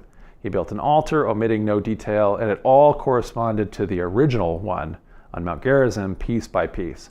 So in the Samaritan apologetic tradition, the Shiloh tabernacle, that ultimately is the place where the Ark of the Covenant and the tabernacle that go to Jerusalem and become the source of the tabernacle and the Ark that Solomon uses to build his temple, that's a fake. It's just a fake that Eli had based on the real temple, which is at Mount Gerizim. So there's no, this again is a late legend. There's no historicity to this apologetic, but this is the counter apologetic to discredit the Jerusalem temple. I now want to look at Samaritans as they existed at the time of Jesus and are interacting with this time period that we kind of know so well. The Hasmonean kingdom became a Roman client in 63 BCE when the Seleucid kingdom was eliminated and Syria became a Roman province. Over time, the Senate decided to replace the House of the Maccabees, the Hasmoneans, with an Idumean, the King Herod the Great, whose father had been a great official in the Hasmonean court, but who had also been an ally of Julius Caesar. So by the time of Jesus, Herod's son, Herod Antipas, was a kind of a sub-ruler, a tetrarch of Galilee and Perea. So he has the purple area on the map, whereas the major part of Herod's kingdom had been, which is in red here, Samaria in the north, Judea in the center, and Idumea in the south, were put directly under Roman administration by a prefect, and who in Jesus' time was Pontius Pilate. So you can see that these spaces have now all started to take shape. So Judea is its own kind of center of this Roman province. Samaria is the northern part of the province, and then Galilee is a little client tetrarchy that is disconnected from Judea. So Jesus is from Nazareth, which is a little town in Galilee, this tetrarchy ruled by Herod's son. Galilee has a very diverse population. The locals speak Aramaic for the most part. But the people in Nazareth, for example, are living right next to Sepphoris, which is a Greek-speaking city, one of the capitals that Herod Antipas built, along with Tiberius on the Sea of Galilee. So like Samaria, Galilee had also been part of the northern kingdom, but unlike the Samaritans, the Galileans came into a closer religious connection with the Judeans during the Hasmonean period, and so many of the people like Jesus and his disciples considered themselves to be Judean. They considered themselves to be Jews, even though they're Galilean. Whereas the Samaritans, who consider themselves to be true Israelites, don't consider themselves to be Jews. They consider themselves to be essentially the enemies of Jews. So they've become different ethno-religious groups. Samaritans are an important enough figures in the life of Jesus that they have a lot of presence in the gospel accounts in the New Testament, including as the subject of one of Jesus' most famous parables, which I mentioned at the very beginning of this lecture, was found in Luke, the parable of the Samaritan. And so we read in Luke 10, an expert in the law stood up to test Jesus. Teacher, he said, what must I do to inherit eternal life? Jesus said to him, what is written in the law? What do you read there? The expert said, you shall love the Lord your God with all your heart and with all your soul and with all your strength and with all your mind, and you shall love your neighbor as yourself. And Jesus said to him, you've given the right answer. Do this and you will live. But wanting to vindicate himself, he asked Jesus, who is my neighbor? Jesus replies with a parable. A man was going down from Jerusalem to Jericho and fell into the hands of robbers who stripped him, beat him, and took off, leaving him half dead. Now by chance, a priest was going down that road, and when he saw him, he passed by on the other side. So likewise, a Levite, when he came to the place and saw him, he passed by on the other side. But a Samaritan, while traveling, came upon him, and when he saw him, was moved with compassion. He went to him and bandaged his wounds, treating them with wine and oil and wine. He then put him on his own animal, brought him to an inn, and took care of him. The next day he took out 2 denarii and gave them to the innkeeper and said, "Take care of him, and when I come back, I will repay you whatever more you spent." So which of these 3 do you think was the neighbor to the man who fell into the hands of robbers? And so the guy who was testing Jesus said, "The one who showed mercy." And Jesus' response to him is, "Go and do likewise." So the story of a Samaritan having compassion for a traveler is, like I say, the source of all of these very compassionate ministries, Christian ministries usually, that are about rescuing fallen skiers in the Alps, or providing hospital services, or providing a suicide helpline. And it is referencing the Lucan component of the story where Jesus says, "Go and do likewise." But the point of the teaching actually is, who is my neighbor? And the point of this is not calling upon Christians to go and help people that are down on their luck in the streets, or people who have been the victim of robbers while traveling, in any kind of a literal sense. I think the point of the story is actually, your neighbor is the Samaritan guy. Your neighbor is not you're a Jew. You have the Jewish priests who are not being neighborly, who are not doing this, and instead you can see the humanity that exists in this person that you have an ethnic, a religious hatred for. This is a call, I think, to Christians to not be bigots, to transcend their own, various religious or ethnic or racial or sexist, or heterosexist, or all of those kinds of things, bigotries, and instead they miss the point and go focus on whether they see somebody hurt in the street, which is an important thing to worry about too, but I think it actually misses the point of this story. The point of this story is Judeans and Samaritans hated each other, and Jesus is calling on people to transcend that kind of bigotry.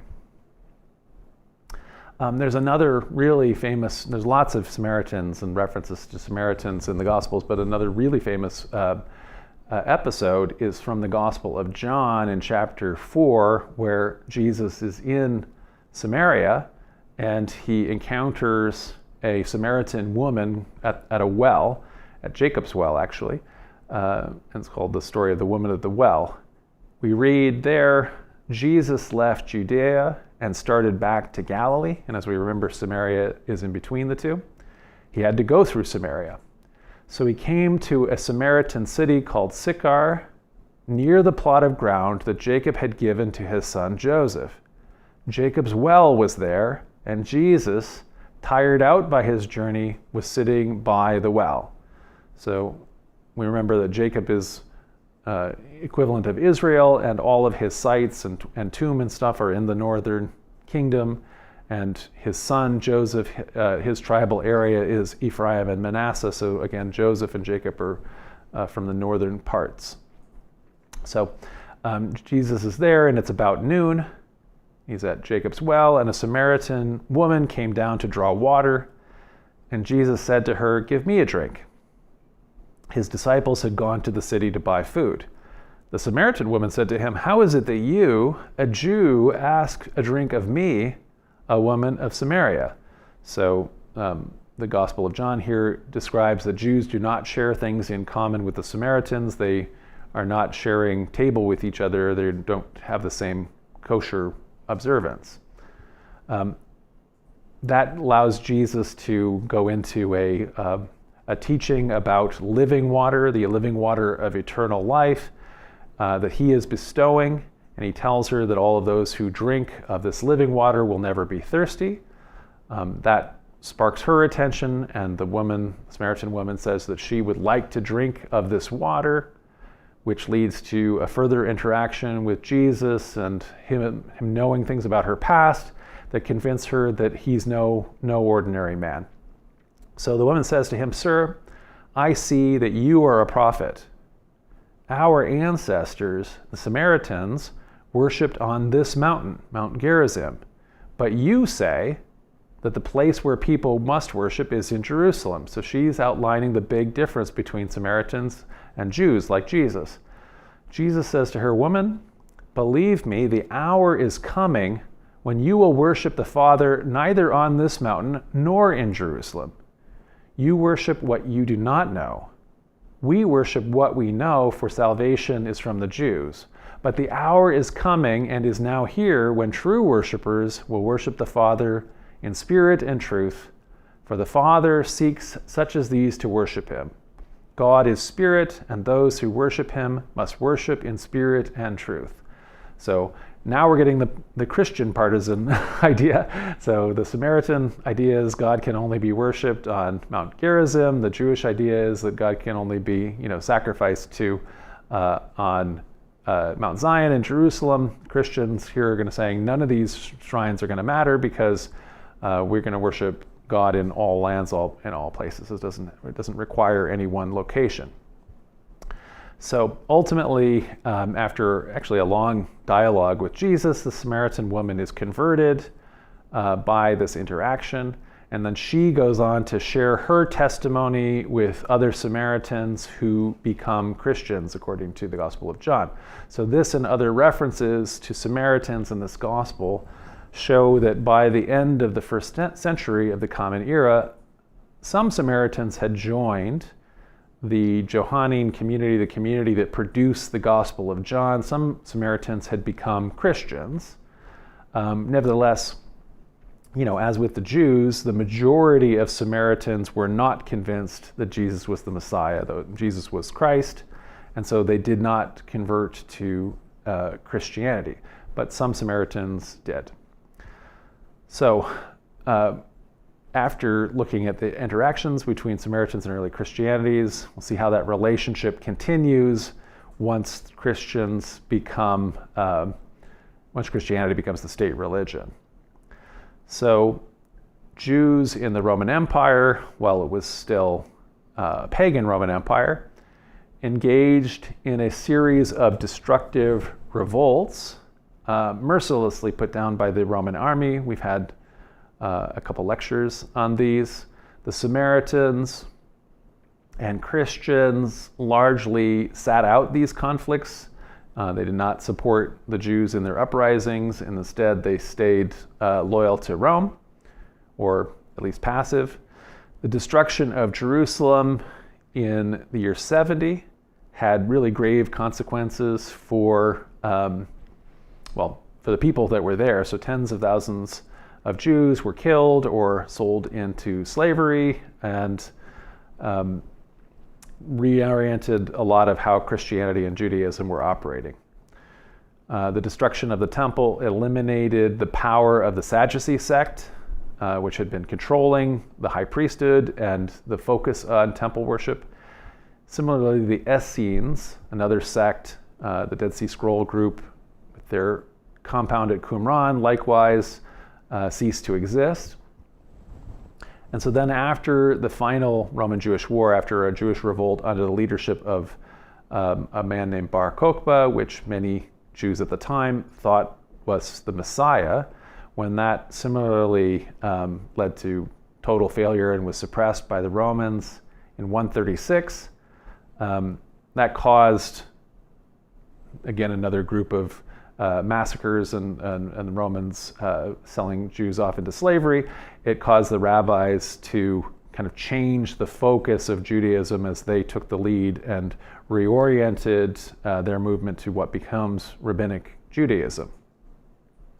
So while the Romans rebuild Jerusalem as a pagan city, Aelia Capitolina, and they make Palestina a new non-Jewish province. This led to kind of a brief golden age for the Samaritans, who fared relatively well and were even able to rebuild temporarily their temple on Mount Gerizim in the wake of Bar Kokhba's failed revolt. In this kind of a high period of time, they were able to formulate much of their liturgy and some of their other writings under the high priest Baba II, Baba Rabba meaning the great, Baba the Great. The city that had been Shechem next to Mount Gerizim had been refounded as Neapolis, which just means new city. The new city that is built next to the ruins of Shechem, next to Mount Gerizim. And that Neapolis now is known as Nablus, the same way that the Neapolis in Italy is now called Naples. The one here in Palestine is now Nablus, Palestine. So after that brief golden age, Samaritan fortunes dipped. As the Roman Empire converted from pagan to Christian, the Roman emperors became Christian, and then over time went from tolerating all religions to establishing Christianity as a state religion and persecuting other religions, including the Samaritans. Over time, tensions between Samaritans and Christians in Neapolis, just to say in Shechem and Nablus, rose, but when those conflicts happened, now the Christian population had the backing of the emperor, the state, the military, and so on. So in 484, the Samaritans revolted and elected someone named Justa as their king. They killed a bunch of the Christians in the cathedral in Neapolis, but this met with a response. It's not actually clear the order here. The sources are a little confused, but in any event, the Emperor Zeno, the Eastern Roman Emperor, personally led the army to suppress the revolt, massacred the Samaritans, expelled the rest from Neapolis, and built a church on top of Mount Gerizim. So the temple and the shrine, now the Samaritans are kicked out, and it becomes a Christian center. The Samaritans, a decade later, revolt again and reoccupy Mount Gerizim before that revolt is put down by the local army garrison. Another violent revolt by the Samaritans took place between 529 and 531 as the Samaritans once again tried to establish an independent kingdom under the leadership of a guy named Julianus ben Sabar. But this took place at a kind of a height of East Roman power under the Emperor Justinian I, the East Roman Emperor that was actually able to reincorporate all of the, lots of the Western fallen provinces, and so destroyed the Germanic kingdoms of the Vandals and the Ostrogoths and reconquered North Africa and Italy and parts of Spain for the East Roman Empire. So Justinian's able to quell the little revolt in Samaria and kills and again enslaves tens of thousands of Samaritans. Final revolts took place at the end of the 6th century, which really ended up decimating the Samaritan populace, which led to a very small group which has survived to the present. So having been exterminated and had their religion outlawed by the Byzantines, the Samaritan population was a very, very tiny minority, even in Neapolis, when the Muslims conquered Palestine in the early 7th century. So unlike Christians and Jews, who were tolerated by Muslim rulers most of the time anyway, as peoples of the book, the Samaritans did not always get that same status, and especially under the Abbasid caliphs in the 8th and 9th centuries, they faced especially harsh persecutions, and so they have continued to, lose a lot of their wealth and their size and their capacity as they continue to be focused in areas in Palestine like Nablus. So, like many persecuted religious minorities, Samaritans adopted traditions against conversion. So you can continue to live under the rule of the majority religion as long as you don't piss off the majority religion by converting some of their children to your religion, obviously. And that includes marrying outside the faith. So if you have a child that marries a Muslim, that family now is going to be Muslim. And so you can see that affects natural increase. And so as a result of that, after all of the centuries leading down to the present, we are left with just 900 adherents of the Samaritan religion, who are divided into only 4 families. So the Cohens, the priestly family, the Sadaka, the Danafi, and the Marhi families. There was a 5th family that died out in 1968. So overall, that small number has genetic problems to do that, and it makes survival an ongoing concern.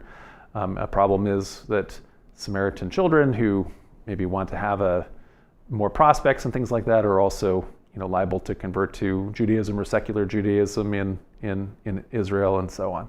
And so it is a community that is still vibrant, but on a little bit of on lifelines, having for the last many centuries. So in sum, this was a lot to take in. So the Samaritans take their name from and are representatives of the northern kingdom of Israel as it existed before it was destroyed by the Assyrians. And indeed, that northern kingdom is probably the original focus of centralizing Yahwism. Nevertheless, that northern kingdom is denigrated in biblical writings because the biblical writings are largely both composed but also redacted and edited long after the northern kingdom's fall, and schools like the Deuteronomistic school wanted to portray the North's fall as opposing Yahwistic centralization, so promoting polytheism. Ironically, since the northern kings, there's a lot of evidence that they were actually the ones that began some of this Yahwistic centralizing. Nevertheless, because northern exiles made their way to the court and influenced the Judahite court, the court in Jerusalem, there are northern heroes, northern voices in the Torah and in the Bible. There's a great legend that all of the 10 tribes got lost. It's only a group of the elites that were taken away and assimilated into oblivion, in other words, into other population groups. Despite all of the myths and legends that the lost tribes are anywhere in particular and have been found anywhere, those are all fanciful. The majority, by far, of the northerners remained in Samaria and Galilee and Gilead, but retained their identity as Israelites in Samaria, especially the Samaritans. The actual schism in Israelite religion begins, with the return of the exiles and the 2 different provinces of Judea and Samaria, but it really only gets going in the Hasmonean period when the Judean ethnarchs and later kings conquer Samaria, destroy its temple, and meanwhile Torah becomes so much more an important focus of Israelite religion for both the Judeans, the Jews, and also the Samaritans, and with the centralizing at Jerusalem or Mount Gerizim, respectively. And that brings us to the Samaritan Torah, which is a very interesting record that is actually written with the Paleo-Hebrew Abjad, as opposed to the Imperial Aramaic writing system, what we now think of as modern Hebrew writing system. But unfortunately, it doesn't represent an independent witness going all the way back to the First Temple period, the way I wish it would.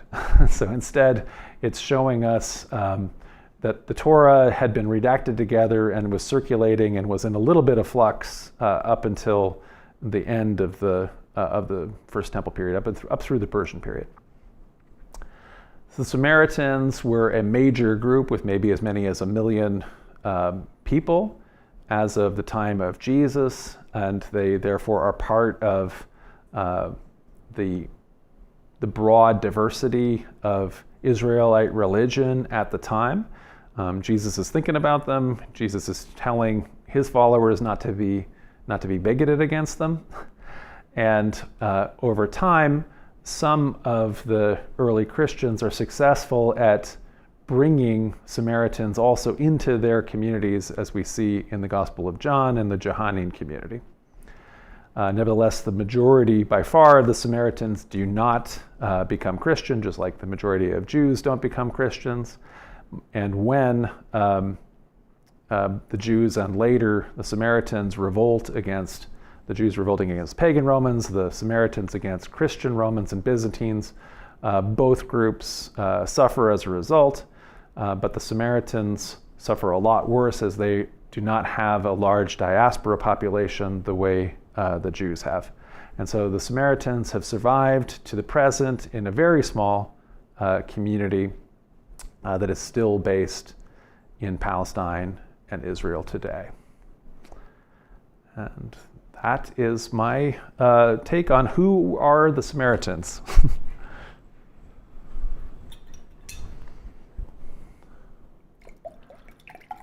I'll get a drink of water, and Landro is going to find your comments.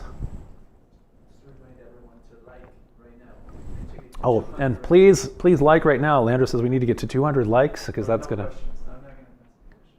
Or he won't pass any questions to me. And now I won't have any questions because I only have what he gives me. So, okay. I want to thank people for all of their support. Ding Potpourri, thanks for your support. He says, will you give a full lecture on John of Patmos soon? Why was he banished? And will you do a literary analysis of the book of Revelation? Yeah, I think we should do one. I think that the book of Revelation is a very, very interesting book. I think it is among the most completely misinterpreted books in Christian history. It's been absolutely very clearly misread, beginning especially in the 12th century and up to the present day, when people read it as a signs of the time that they're seeing in their own lives, and they're constantly changing that same analysis that this kind of brilliant Franciscan monk made in the 12th century, and everybody keeps updating it to the present. And so yeah, we should do that. That's a good idea for a lecture. Bubbles, thanks for your support. JM, thank you. Slow Boy Fuel Pump, Kelly Higgins, Dave Anderson, Jeff INFJ, Mark Long, Mr. Randy Thor, Daryl Scott, Wave of Mutilation, Jared, Aries Aurelian, and Matthew Rakowski. Thank you all for your support.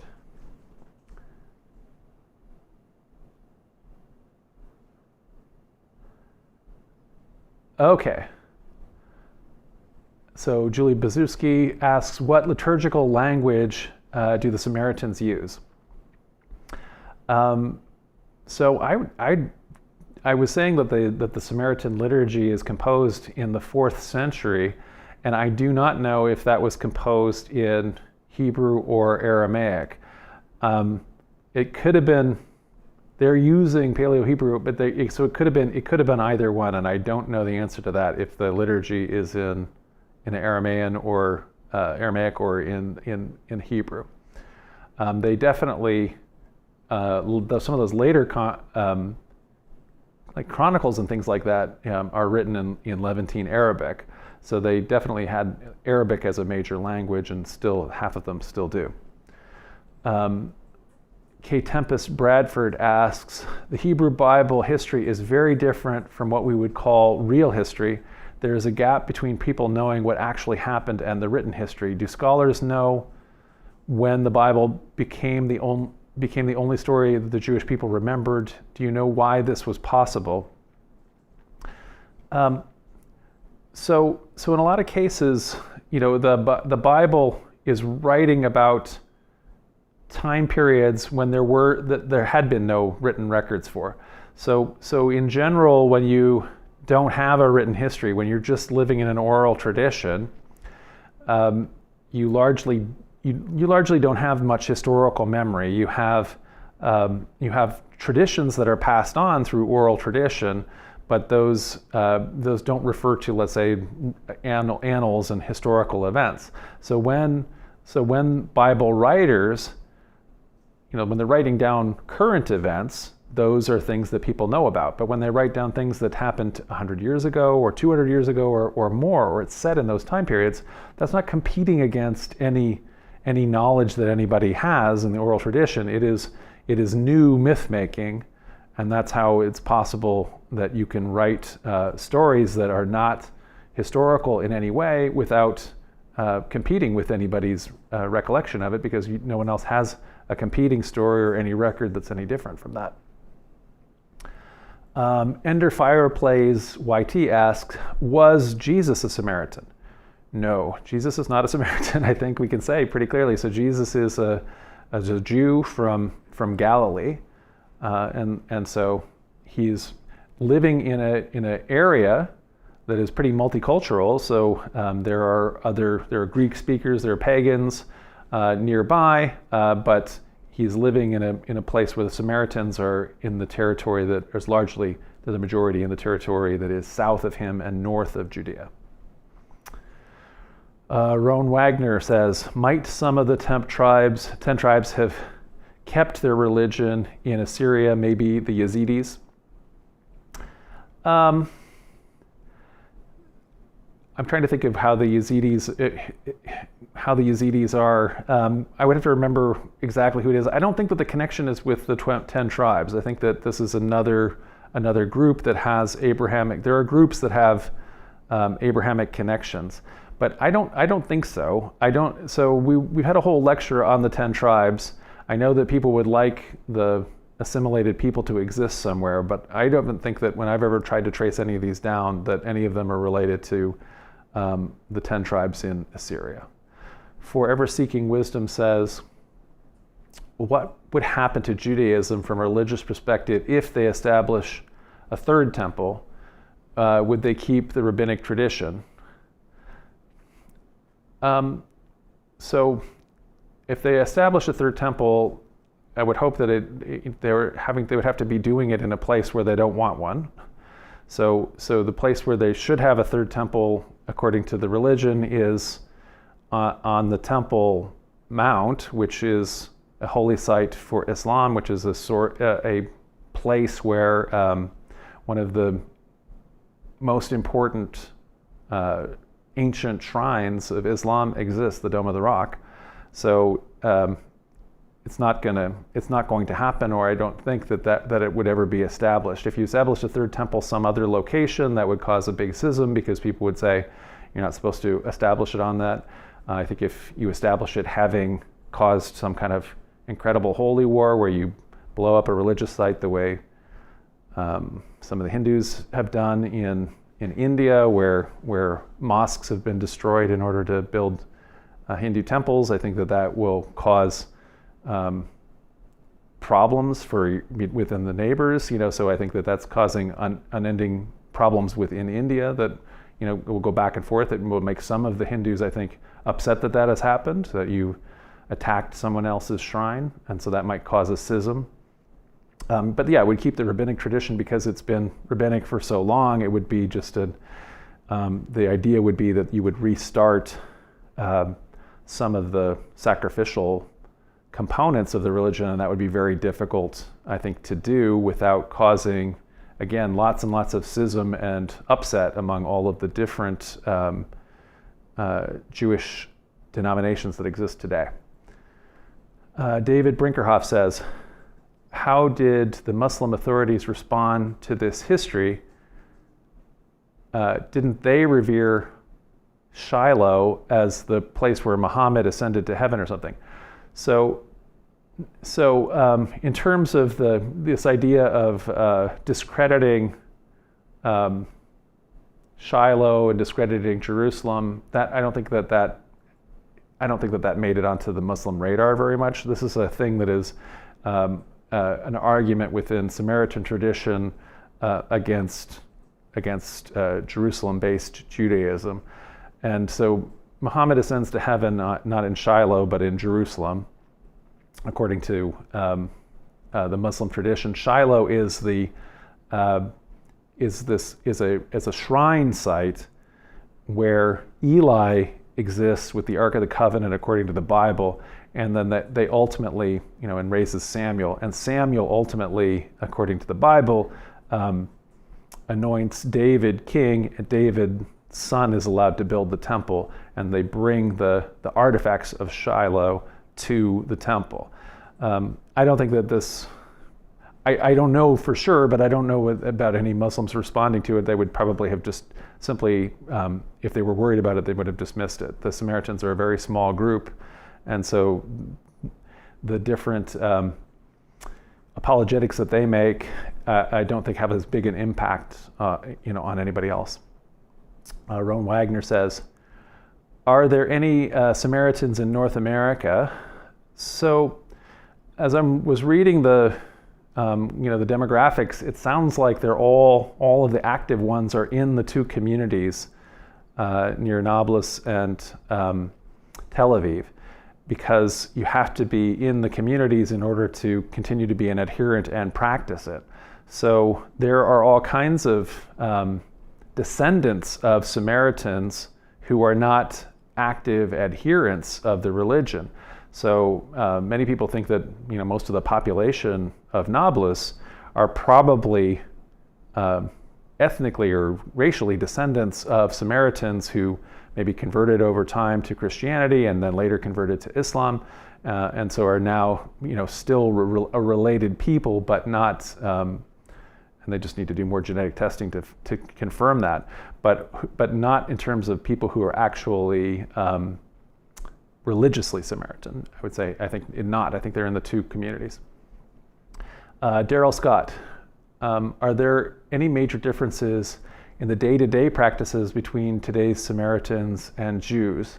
So there are. The Samaritans continue to offer sacrifice. And so, for example, on the Samaritan feast of Passover, that involves, ritual animal sacrifice, and maybe sacrificing up to 40 lambs or something like that. And so that is that's a big difference, since rabbinic practice has focused on, obviously, Torah study and prayer, and not doing any kind of sacrifice that isn't possible anymore in Judaism.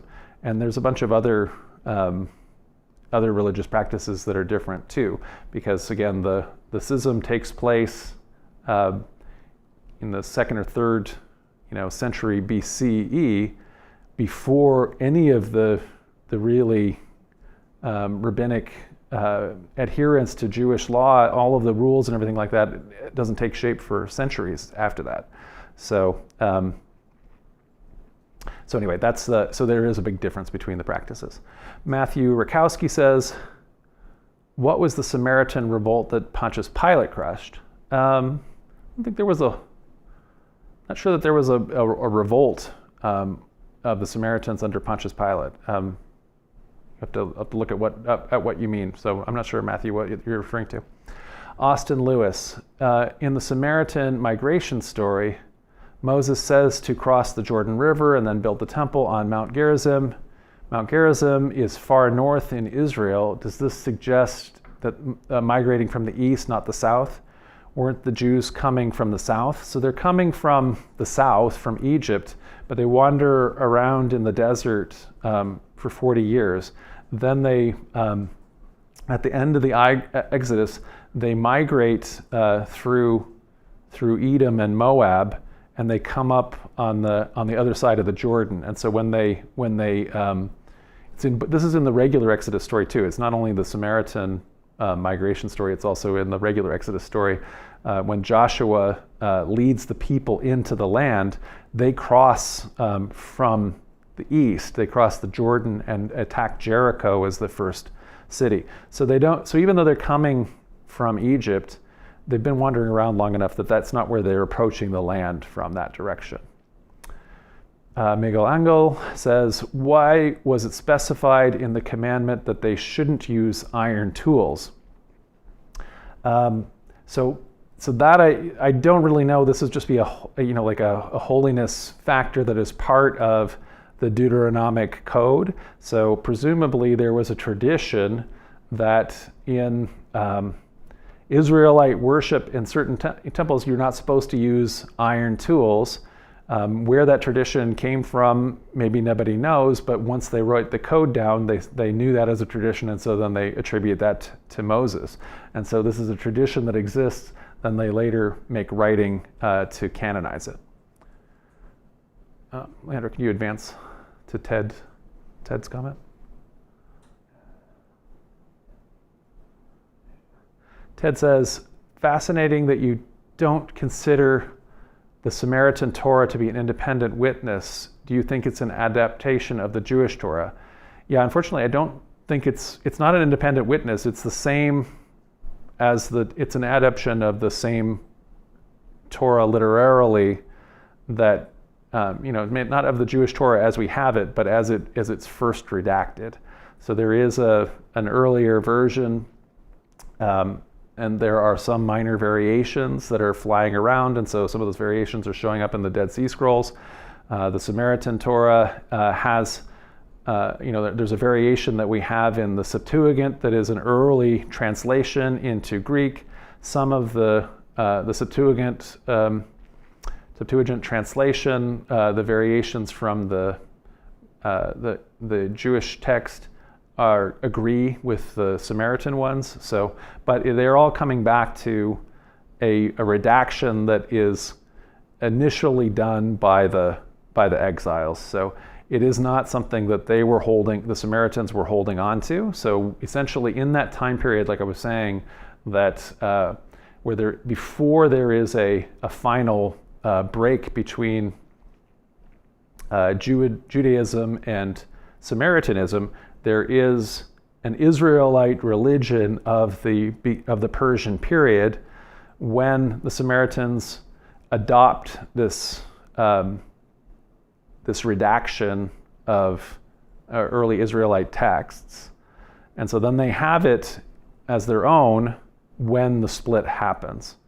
And so I wouldn't say it's an adaptation of the Jewish Torah, but the Samaritan Torah and the Jewish Torah come from the same source, which ultimately has its fingerprints. Ultimately it was redacted by the exiles, so it's Jewish, and the Samaritans have a variation from that. Ghost machine. Would the Samaritan woman at the well have received the same promise of heaven as modern Christians? Yes, I don't think there's any difference. So she becomes, I think that the idea of it is she becomes a Christian, she and then shares her testimony of the gospel with other Samaritans, and that's part of the commission that Christians have to spread the good news. And so the same promise. Corey Bell, what does it mean in the story in John where Jesus says we worship what we know? Is this John just establishing the Jewish tradition over the Samaritan, only then to prophesy it being changed again? Yes. So what it's saying here is that so Christianity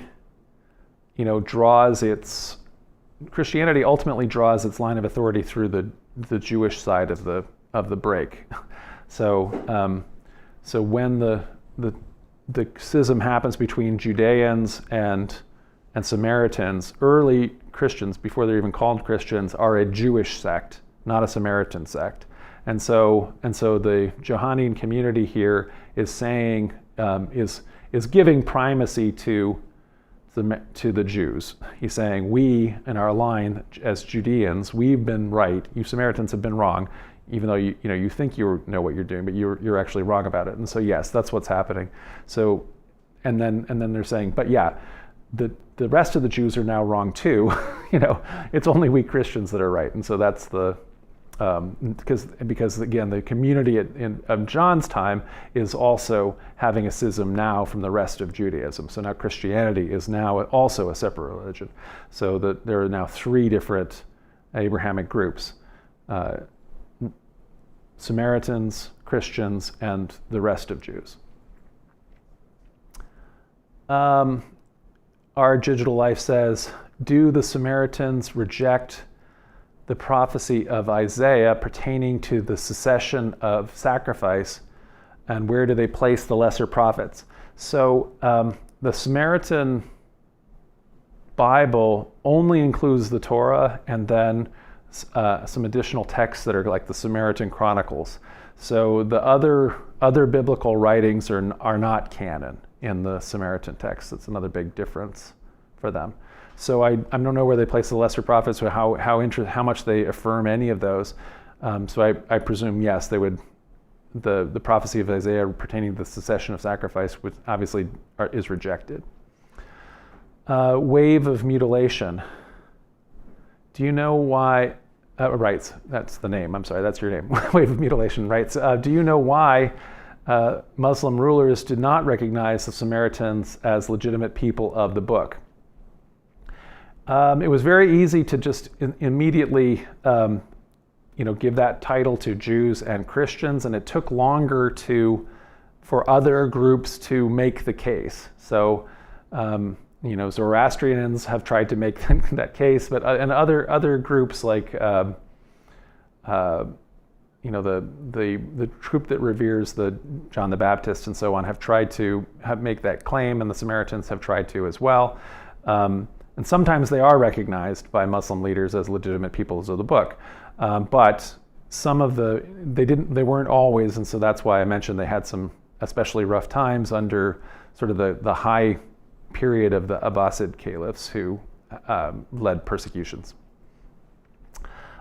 Jason Kukolo says, is it possible that Bar Kokhba established a third temple during the 4 years of his revolt from in 131 to 135, but it was destroyed by Hadrian? I haven't heard that. They're sort of semi-independent. I think they might have, maybe we have to look back on what we were saying there. We did a whole lecture on Bar Kokhba. They're independent very briefly. They might have reestablished some of the practices. There's certainly, I think, coins minted from the Bar Kokhba time period that show on the coin the image of what Herod's temple had looked like before it had been destroyed, people's memories of it. But I don't think that they'd had time or the ability to actually rebuild anything. We'd have to look it up again. All right. Well, thank you all for all of your questions. We'll say don't forget to like and share. Don't forget to like and share. Subscribe to our channel. Next week, we're going to talk about the Donatists, a ancient cancel culture we're going to talk about. And then we'll move on from there. I don't remember. We have the wrong list on here. Oh yeah, after that we're going to talk about the Worst Crusade. So thank you so much, and we'll see you next week.